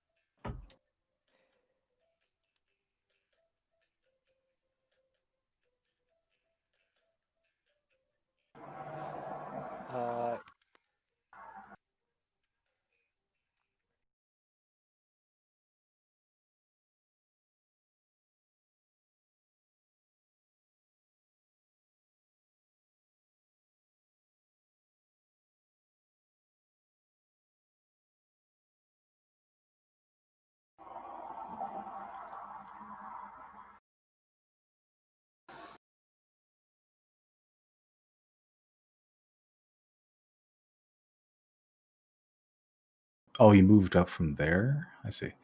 Okay. So if you want to move where you were, I just noticed the 3 skeletons around Deirdre are not friendly. So they would get attack opportunities. No, that was the benign transportation, wasn't it? So it's teleporting, so it doesn't count. Oh no, I didn't do it yet. I just traveled there. So yeah, I guess I'll get the I'll take the damage. Okay. That's 3 attacks. 17, 23, and a 20. 17, 23, And 20. and 20. Mhm. Can I use shield for one of those? Yeah. So you'll have shield, I believe, to the end of next turn, which is now. But yeah, one of those will miss now. The other 2 will hit. So as you're sort of running past, just scraping by these skeletons, they all start clawing at you, and you feel the sort of glass shards dig into your back. You take 11 points of piercing damage total.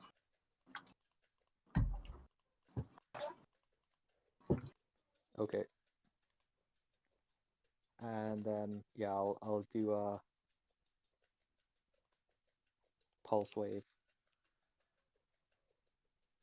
at 4th level towards Okay. this ceiling guy. Ceiling guy. I like the professionality of that. This one here? Yep. Okay. Roll for damage.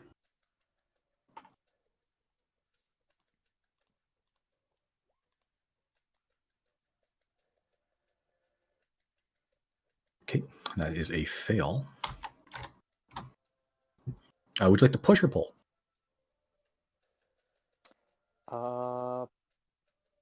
Can I pull him behind me? Is that possible? No. I don't think so. I'll just check the wording here.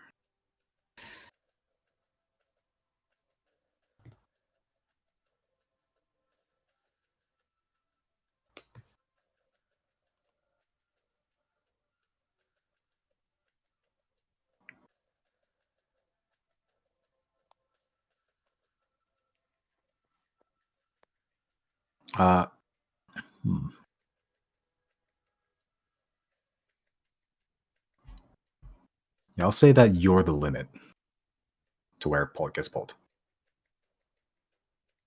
I see. Okay. Then yeah, I'm gonna push it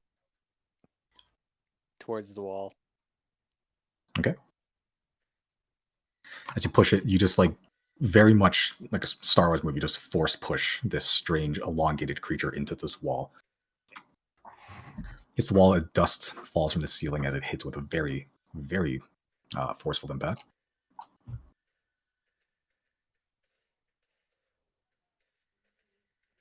And that's it. Okay. All right. Riley, what you doing? Going to walk up to Zero and say, you know, for someone who looks like they need a hand, it's kind of ironic that you've got one sticking out of your back. So, would you like to prioritize getting the fuck out of here, or do you want some healing? Get me down if possible. Get you what? Get me off. Get me down. Okay, I'm going to take Zero and Dimension Door yonder this way. Okay, that'll do it. Oh, I can't move my token. There we go. Where are my spells? My hero. Can save my thanks for later. That's me turn. Actually, wait, no, it's not, because that. I'm all at it. Go get him, Tiger. Fools, not Fools Insight. Bardic Inspiration. Thank you. Okay. All right, you are officially inspired. And my turn has come to an end. Okie dokes. It's now the things up here. Zero. I need you to roll 5d10 for me. Absolutely. Please roll this time. No. Sure, why not?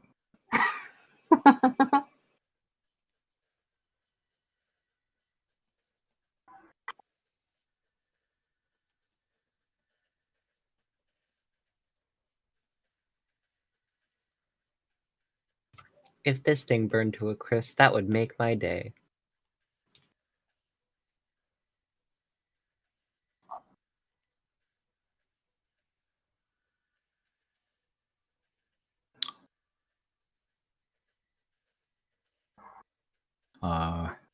Yep. So you see the bulbous form that was up there suddenly just drop, like instantly, pretty much. That's that. First turn. Rachel. Oh, that's a lot of skeletons.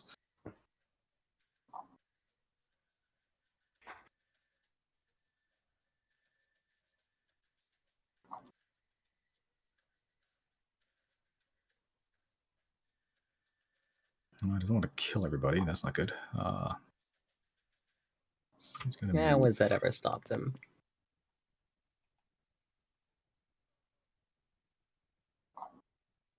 He's gonna cast Scorching Ray at 4th level.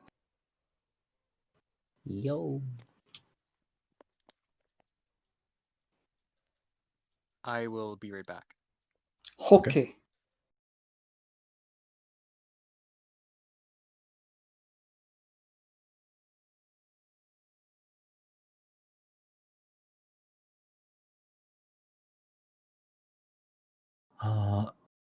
That guy's dead.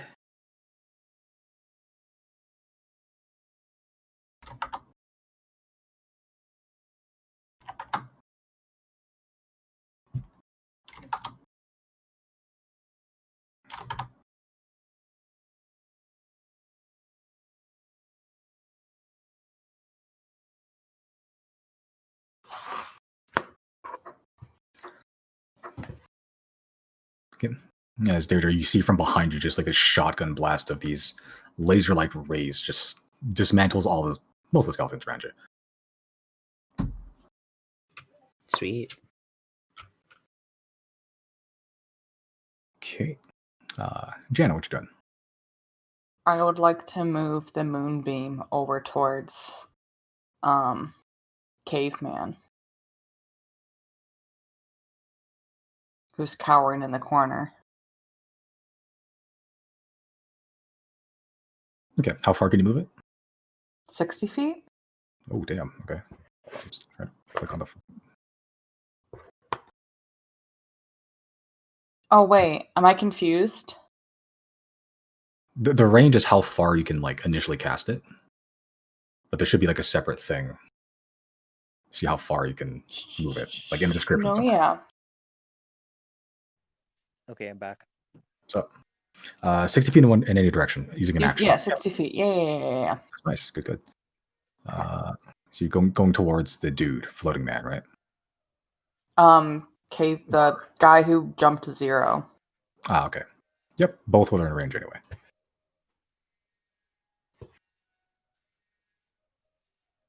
I think that's all she can do.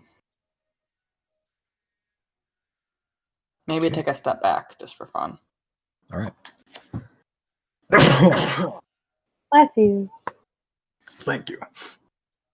Deirdre, here we go. Alright, for starters, I'm going to move my spiritual weapon 20 feet up. And for secondsies, I'm going to blast a vitriolic sphere directly at Mr. Bastard Man. Which one's Mr. Bastard Man? The floaty one. Okay. That's some big damage. Ignore the top number. I keep forgetting to disable that. That's okay. Dexterity saving throw. Still succeeds, so that's half damage. Yeah, that is 16 necrotic Yep. damage.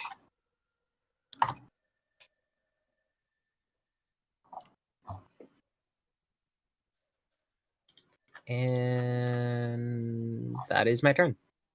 Okay.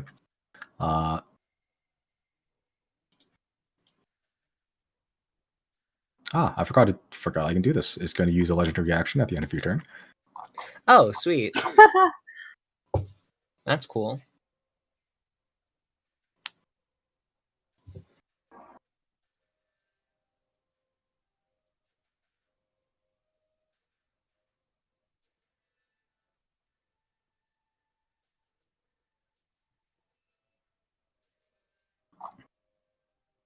Okay.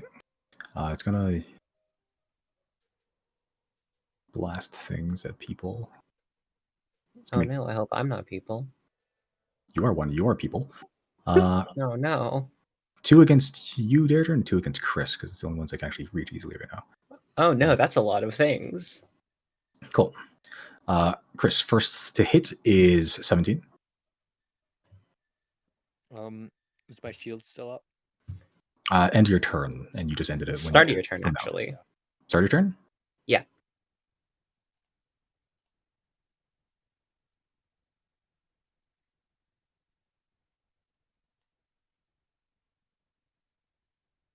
Yep. Yeah, still up. So that one doesn't hit you. 26, that one does. The 2 against Deirdre is 26 and 20. Those are both going to hit, unfortunately.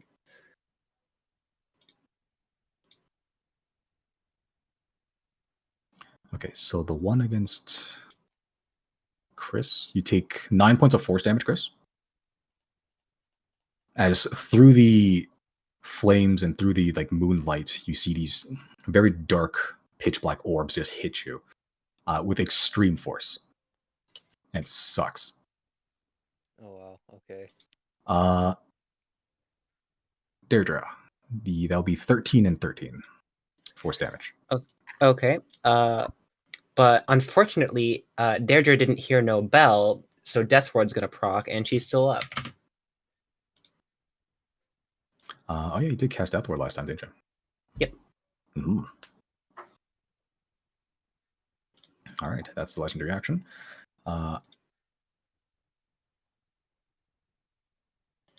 Yep, 0. At the start of your turn, this huge secondary explosion of acid, this bright vitriolic green acid, just begins singeing everything in that circle, including the skeleton.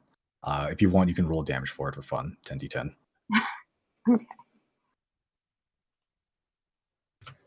There goes 3,000 gold on a skeleton. Let me see if the skeleton survives. As pretty much everything in that area is probably gone, forever.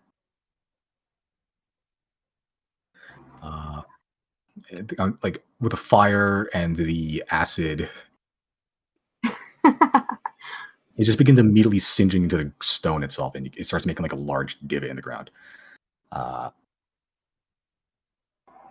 Cool. Now it's your turn.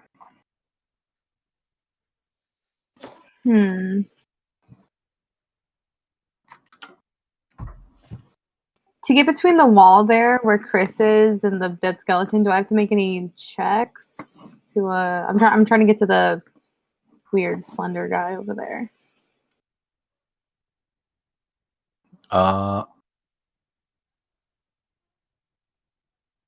Because I have enough movement to get to him. I'm just trying to figure out, do I need to make a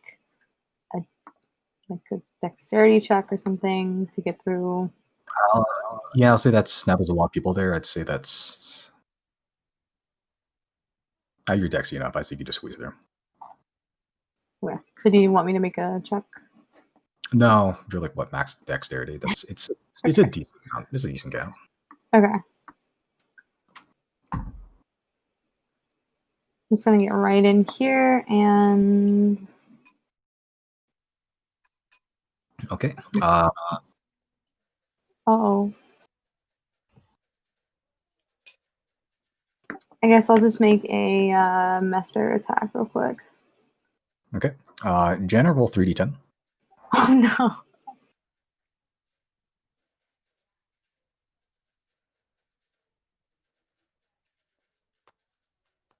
Okay.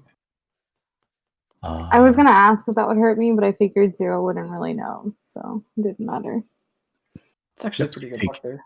Yep, you take 8 radiant damage as your Hold on, there's a save for that, isn't there?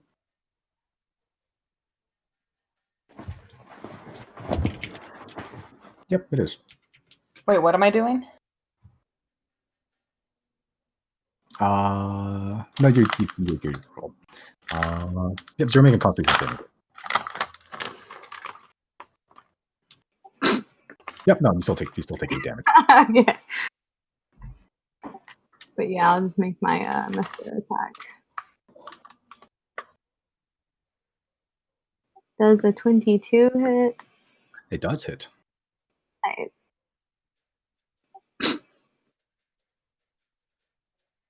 And I guess that's my turn. Okay.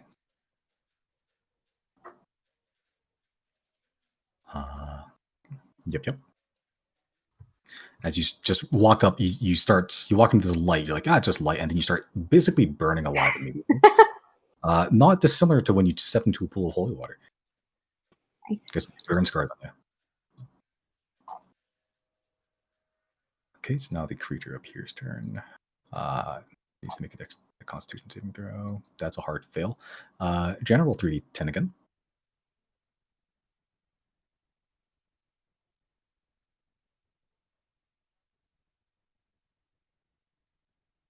You only ask me things as soon as I walk away. Okay.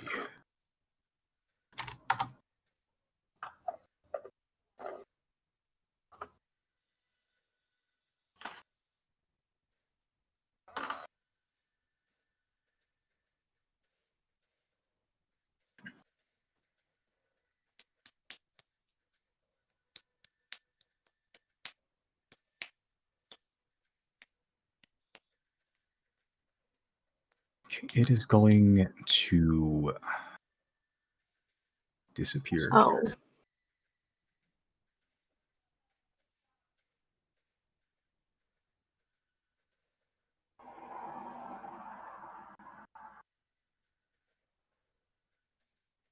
Yep.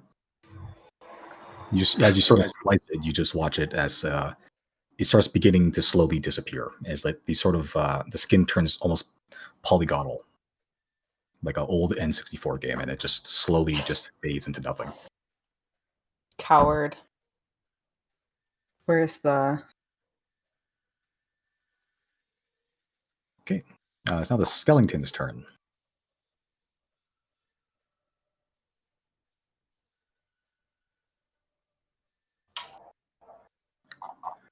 Okay. Both miss.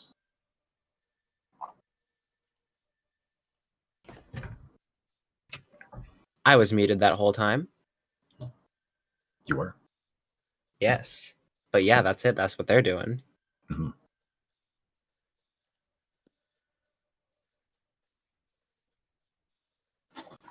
Okay. As you watch the floating figure put one glassy hand on this large, glossy black obelisk, you watch as it had no reflection, nothing there. It was just a pitch black structure. When it puts its hand on the pillar, the inside almost looks like it's turns a dark gray, almost like a snow globe, almost, where it's like sort of glass on the outside, but then inside there's something else. As it just also disappears.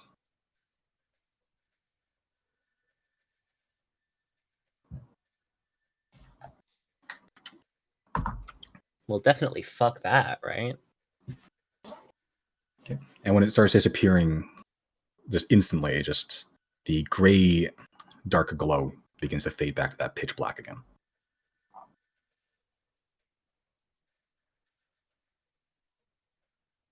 Okay.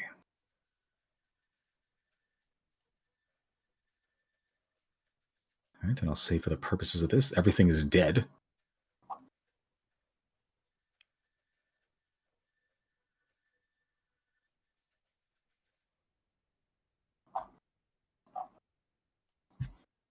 Woohoo! Massacre. I'm gonna step out of this thing so I don't get hit anymore.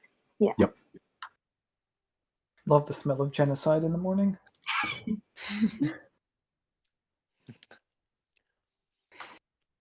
Right. Well, where did that thing go, though? Oh, you mean the big Adam guy? Did not do away with him then? Yeah, watch your head. Yeah, Can Dirge is Jana, gonna just for start- fun, blast up fairy fire where we last saw it Sure. on the ceiling? I believe it has a 20-foot cube. Okay. Whereabouts? Like right where you are? Where we last saw it, so I guess that's Okay. over by 0, right? Yeah, the ceiling goes up pretty high there. Yeah, 20-foot cube would reach pretty much like floor to mostly ceiling. Well, I think it's range 60 feet, and then it's right. So I can start the 20-foot cube on the ceiling. Yeah, and then Okay. you start on the ceiling. It wouldn't reach all the way to the bottom, but it would hit the ceiling for sure. Okay. Okay. Yep. So you cast fairy fire. These sort of those pink neon glowworms, I think, and they start sort of fluttering about, sticking to whatever they can. They just seem to flit about.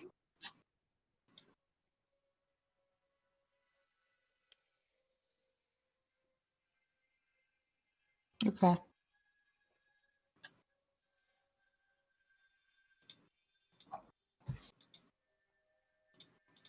Okay. After a while, the flames do subside.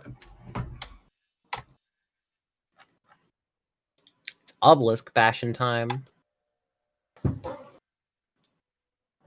Dirge is just gonna start slowly walking up.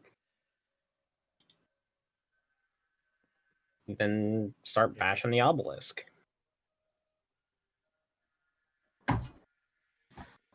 Okay. What are you hitting it with? Both my enhanced spiritual weapon and my warhammer.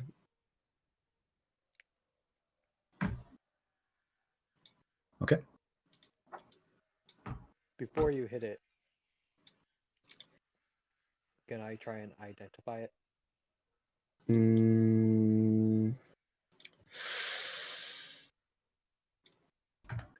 Is it They're just just- me or is Brandon's so quiet?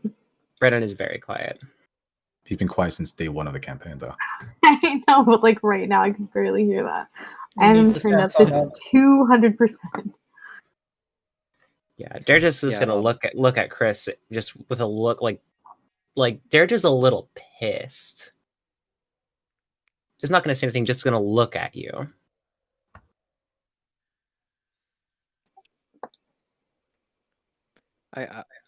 I'll just try to identify it real quick and see if I can gather any information from it. While he does that, can I use my Truth Seeker and just kind of put it near the obelisk and see if it reacts in any kind of way? Okay.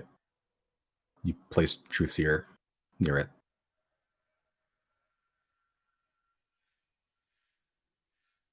That's about it. Okay. Okay, so you got 10 minutes while Chris is identifying the obelisk. What is everyone else doing? Ready to smash when it's time. Just standing there in a silent rage. Okay. I would like to investigate the room and see if there's anything here. I don't think there is, but just in case. Okay. Make an investigation check. Okay. Scrubbing through the room, it's pretty ravaged. There's corpses. There were tools here that have been long singed. With your perception, with your investigation check, you see something else burnt. Like it's not the charred, crisp, and melted acid of the acid melted body of either the large bulbous creature or the bone polluter. It looks like it was paper. Like it looks like burnt paper. And there's like a leather cover leather cover over it. Looks like there was a journal here. No. It's gone. It's just dead and gone forever. It's ashes at this point. That was a big fire. I'm gonna touch my truth seeker and just like quietly whisper in my bed. Okay. While we're waiting, Deirdre's just gonna cast Death Ward on herself again, being sustained by nothing but pure spite. Kind of didn't like that whole soul thing. Okay.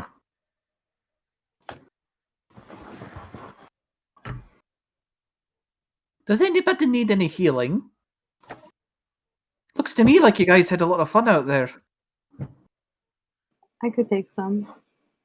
Yep. Well, you're gonna have to come to me. I'm not going over there. Riley, I did have so much fun. I very much missed you and the party, though. Real shame. Shame How about you- what? Oh, you missed out on so much fun. Oh, I can live with myself. I'd imagine.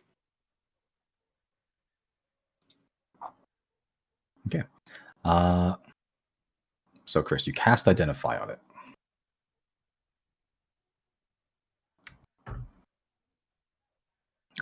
Join me in Sneaky Beaky.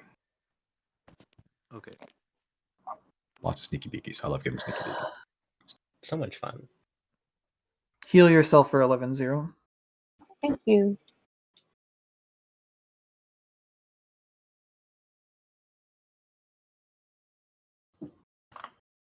I'm gonna go bathroom very quick.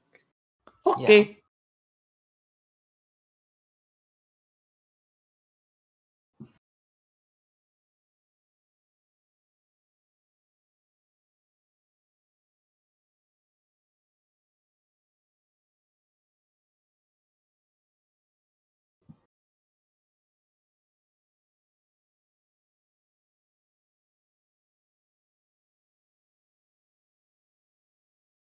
Combat was productive for me. Yeah, everyone did a good job. I think this is the second encounter in a row where I contributed little other than healing. To be fair, like we couldn't really get into range. Like everything had to be ranged attacks.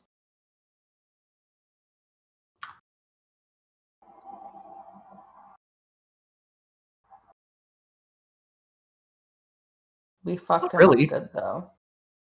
I don't You know. could've- I you didn't. could've- I didn't want to get in the bomb zone or in the actual melee zone. I could have dropped a Storm Sphere in there, but I was ideologically opposed to this. Play for your character. Ja. Hello.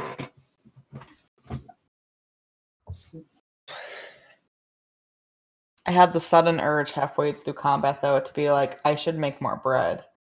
So I made another dough ball right in the middle. Yeah. And that's the only time Simon was like, Josie, start rolling stuff. I'm like 20 feet away in the kitchen. Hands covered in flour, and I'm like, oh. This was supposed to be like a quick little no one would know because it only takes like 5 minutes to put it together, and then it sits in the fridge for 10 hours. Is it garlic bread? No, it's more of that focaccia. Because So I good. saw the picture that you posted about the bread earlier, and it was like, that looks like garlic bread. Okay, I mean, yeah, it's all the same. It's like a flatbread type bread. It's like herby. bread type bread.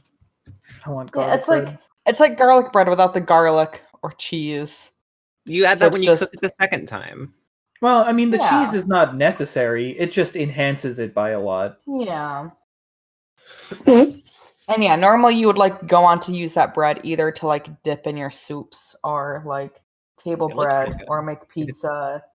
Mm, This is pizza. like a flatbread. Anywhere you'd use flatbread, you'd use that.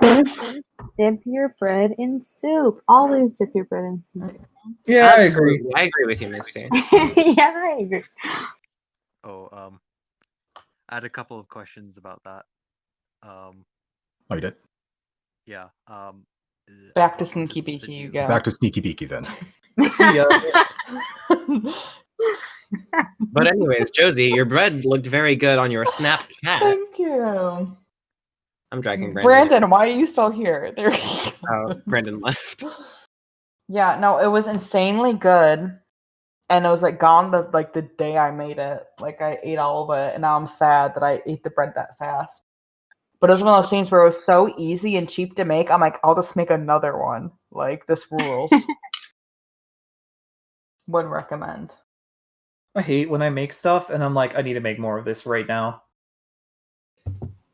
Yeah, I'm gonna try and pace. Like I'll do another one of those. But I'm like, okay, we're gonna pace ourselves on this bread. We won't burn ourselves out on bread. You know, while I have you here, might I offer a sneaky Sans Undertale?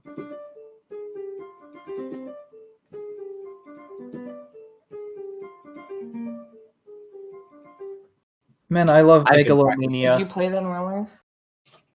I have been practicing. Oh, Jesse and Misty, you two weren't there when I was playing Fatty Bear's Freddy birthday Bear's surprise. surprise. We I made was gonna many say Megalomania you did. jokes. You so far you have Yeah. the best version. A shitty Yeah, Fatty you got the Bear good ending. Megalovania. And then I also wrote Hearing- Megalovania on my cake. My Coke? Coke? And your Coke. Conk? Hearing a MIDI version of a dog barking the Megalovania theme. Nothing tops that. Gotta love it. Oh.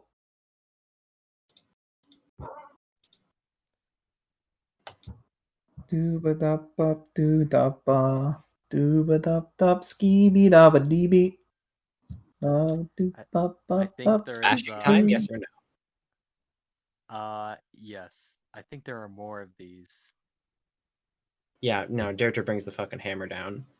More of what? Of these obelisks around the world. Oh, so they did light us then. Okay. And an even bigger one somewhere on an island surrounded by ocean.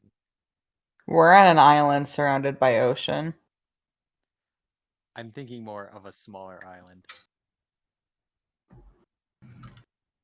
I no longer feel remorse. I will join you on your quest to rid the world of these. Wait, are we talking like Shattered Sea, smaller island? Possibly. Riley, didn't you grow up on an island?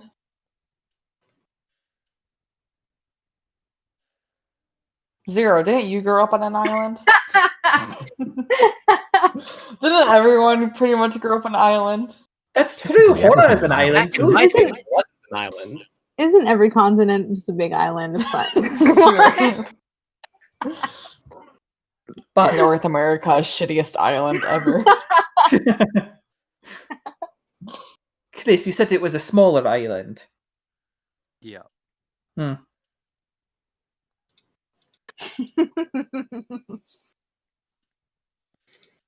Surrounded by ocean. Oh, I wouldn't mind going out for a swim. Last time I was at the ocean, I was underneath it for like a month. That sounds lovely. Not as nice as you'd think. You get a lot of water in your boots. Actually, I don't wear boots. Never mind. In your hat? Pants. You don't have No, boots, Deirdre? I'd I'm like to be Are you just out here barefooting it? I'm a under bird. the sea. Got like bird claw feet. Hard to find boots that fit.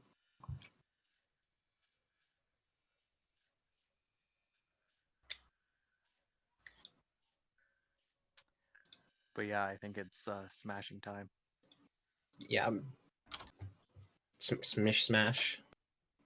Okay, so you're just going to use the Warhammer. Yep, bashin'. Okay. Make an attack roll. I already did. Okay. So you just full on baseball swing this Warhammer as hard as you can, and it hits the pillar really hard. But you don't feel any of the force go into it. It just bounces off, and you can feel it vibrating in your hand. Okay, I'll conjure another spiritual weapon and go at it. That just keep swinging the warhammer and biting into it with that force damage. Okay. Sure, make an attack roll for spiritual weapon.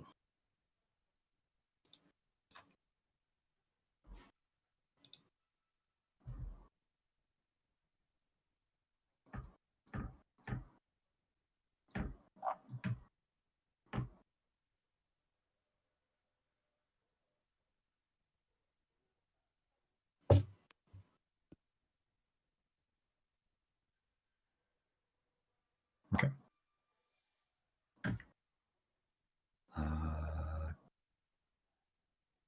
Sure, roll for damage. Wow.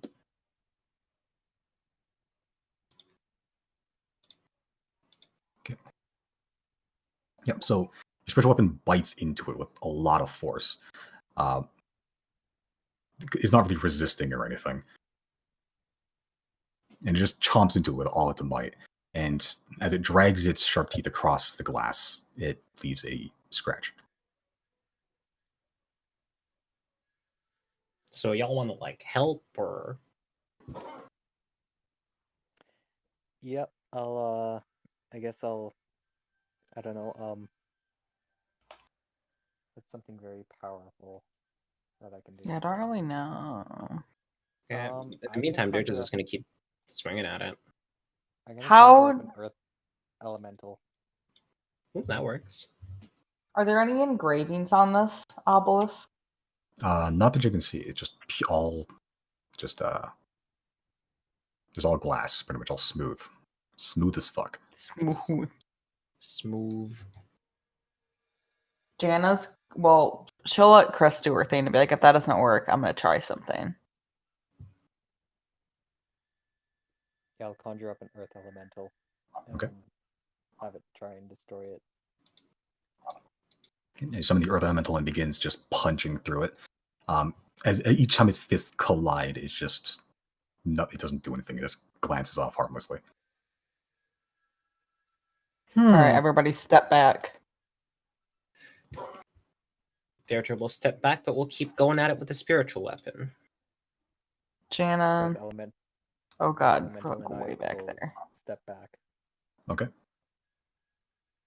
He's going to come up to probably about here where it's like right, like not point blank, but I want enough distance to not be at a disadvantage. She's going to shoot an unbreakable arrow at it. Okay. Sure. Roll for damage. How do Or I roll do a hit. that? Just roll a hit, pretty much. Yeah. Just do with your regular bow. That would hit. It's not resisting. Okay. As you launch an unbreakable arrow into it, sort of vines wrapping around, like a bean vines almost wrapping around the arrow. You let loose and it hits the pillar and it chips a little bit. The pillar chips? Yep. Oh, thank God. All right. More of that.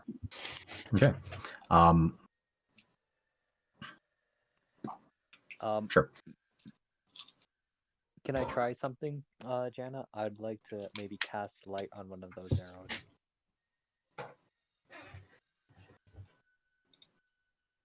What will that do? It's just an experiment to see if it does anything.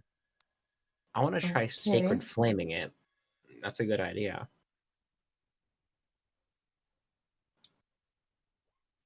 Can it make Please a don't dex? break these really expensive arrows. Don't worry, it's just casting light on it.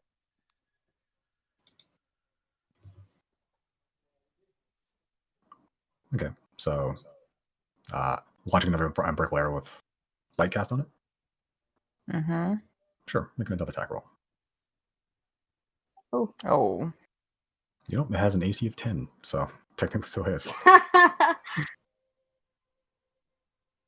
Hit it with a wand of lightning bolt. Radiant damage, sacred flame. Uh, As Yana let loose another arrow with a light on, hits again, chips it again. The radiant, the radiant damage is singeing it a little bit. Like it's starting to discolor some of the glass. And maybe it's making it more brittle or something. So I've got to therefore, theory. now just continuously spiritual weapon, sacred flame. It is this the strat for now. Theory. I want to tell you something. Riley's going to go up. He's going to take out Tempest Retort and not attack it. He's just going to drag Tempest Retort's tip along the surface. Okay. Just the tip. Just the tip. Just the tip. You heard me right. Yes. Did I fucking stutter? Okay, use just the tip against this pillar. Uh-huh. Okay. As you sort of drag the tip across it, you can see it makes small scratches into it.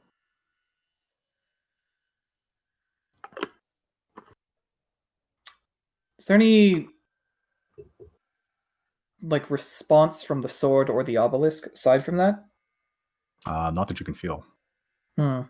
Yeah, you're not putting a lot of force into it. You're sort of dragging it, but it is making like small scratches. Can I try and stab it with the pointy stick of funsies? Sure, make an attack roll.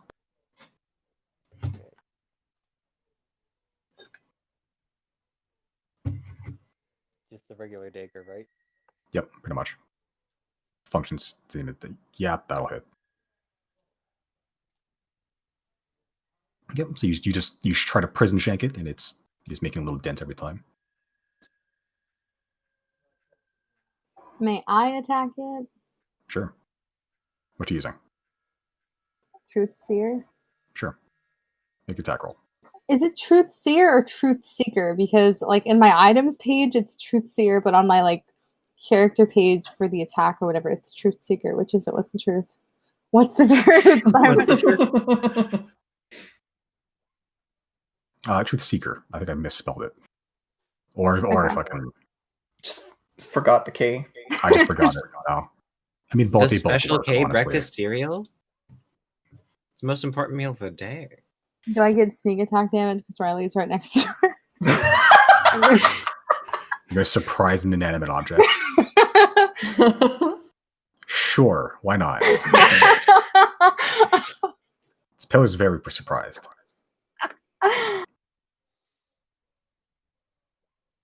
Yo, Nice. 6'9".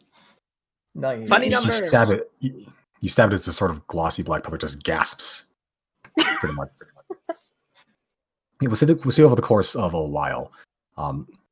Your weapons and spells that you're using are having an effect on it. It's just very slow going. Over the course of like, let's say, I don't know, 10 minutes, you manage to whittle it down until eventually it tips over and hits the ground in 2 pieces, pretty much. It doesn't shatter or anything. It's just in 2 pieces now. Hmm.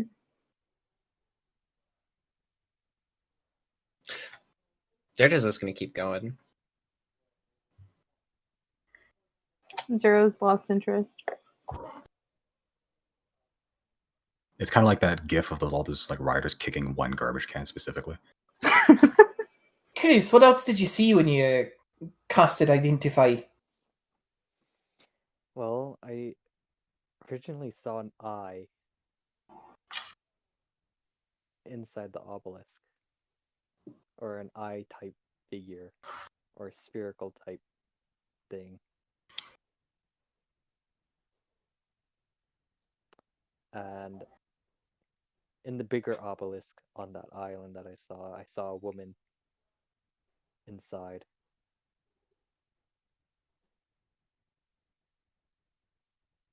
A human. I have woman, no idea what to I'm make not that.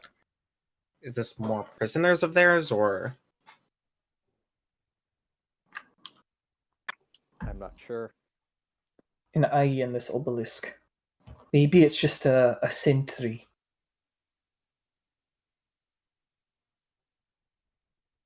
I know Alina won't like answer all my questions all the time, but like, can I take a second here to like hold my truth seer and just like close my eyes and just kind of like meditate for a second and just see if there's anything she wants to say about what's going on right now?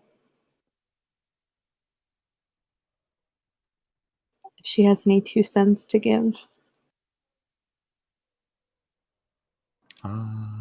Make a religion check.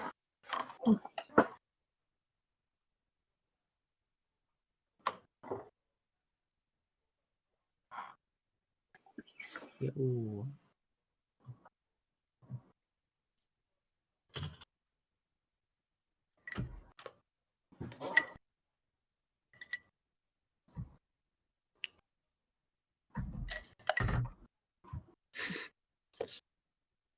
Weird side comment. Can you imagine if every time you went to church, like everyone's failing their religion checks consistently every week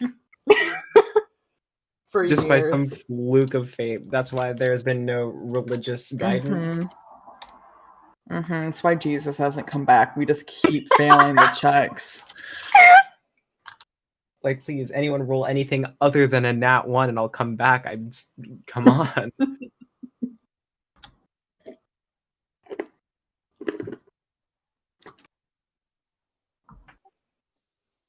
None of us are proficient in it.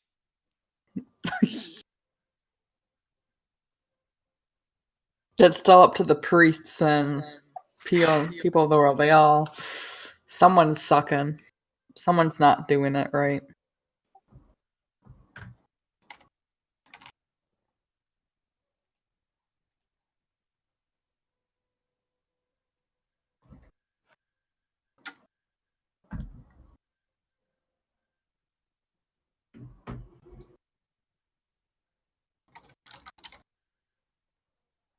Okay, but you have 2 halves of an obelisk. Riley's going to try reading the mind of the obelisk. Okay. I will interrogate the obelisk.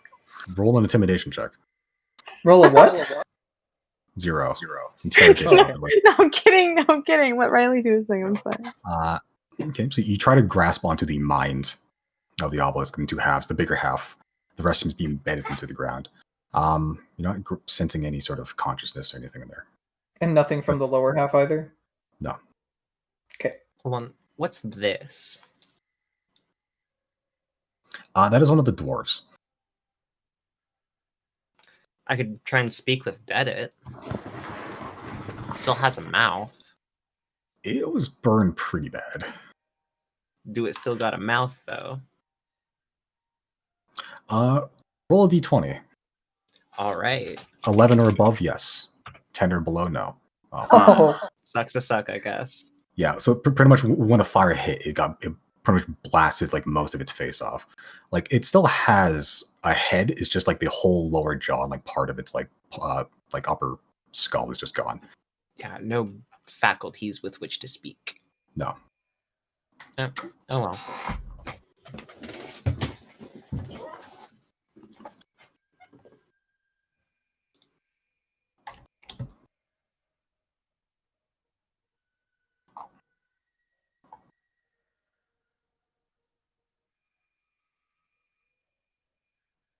Okay. Anything else you'd like to accomplish in this chamber? Is anyone able to do radiance on this? I just tried it. Didn't do much. Jana spits on the obelisk. Oh, damn. Wish I could do that. Dare to cast Mending.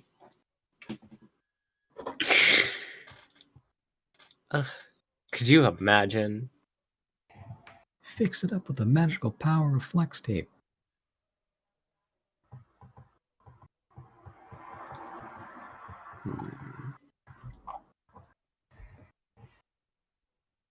I got nothing.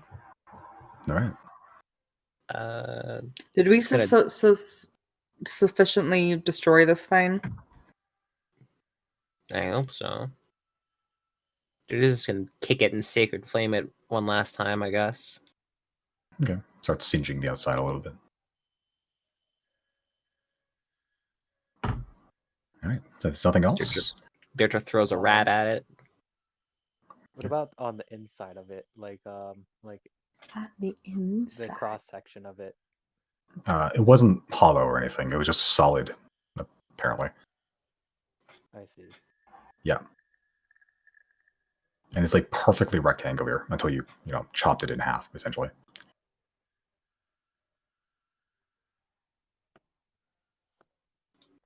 All right. If there's nothing else, you guys found something that was disturbing the denizens of the Underdark, at least Takeshi and Poki. Made a deal with it. They paid you, and then used that money to buy guns and shoot them with it. Deirdre didn't make no deal. Okay, but you find yourselves in the aftermath and confused at what you saw or what these were, what it is, or what. And we will end tonight's session there. There's still a lot of night left. We started at it's like 7 Yeah. o'clock, right? Yeah, that was almost 5 hours. It's one of the I'm kind of exhausted, honestly. I'm gonna Yeah. pass the Yep. fuck out. XP, Oh, baby. okey-doke. Let's Oh, get yeah, that that- shit. Level up. Yeah. Level up. We did kill a bunch of shit. Let me find the XP values again.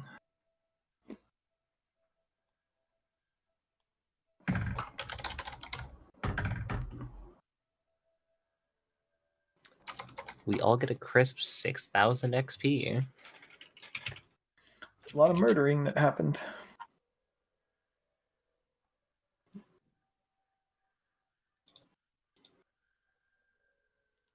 And we all get 5,380. Exactly. Is that a prediction? That is exactly how much we need to level up. Oh. That's not much. Holy shit. I mean, when we killed the spiny boy last time, we only got like 2,000 or so.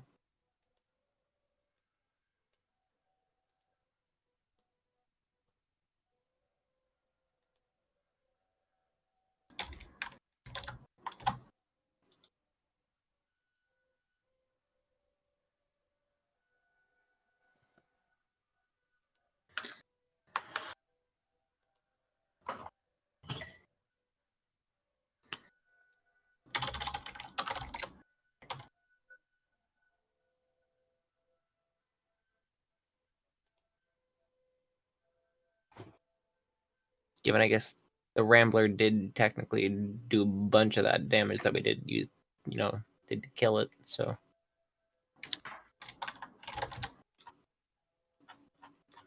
I don't know if it counts for EXP. Again, if you kill the thing that's already dead. I don't know. Well, I mean, Undead gave you XP. True. Uh, For And it. that's exactly what that was. I'll give you 2,920 for it. Okay. For everything? Yeah. I need a calculator. 2,920. That brings us to 82,540.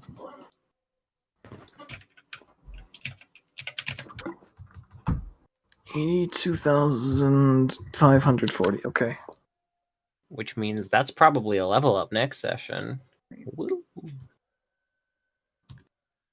82, 54, 0. Hi. Okay, good to stop Greg now. Yeah. Okie dokes.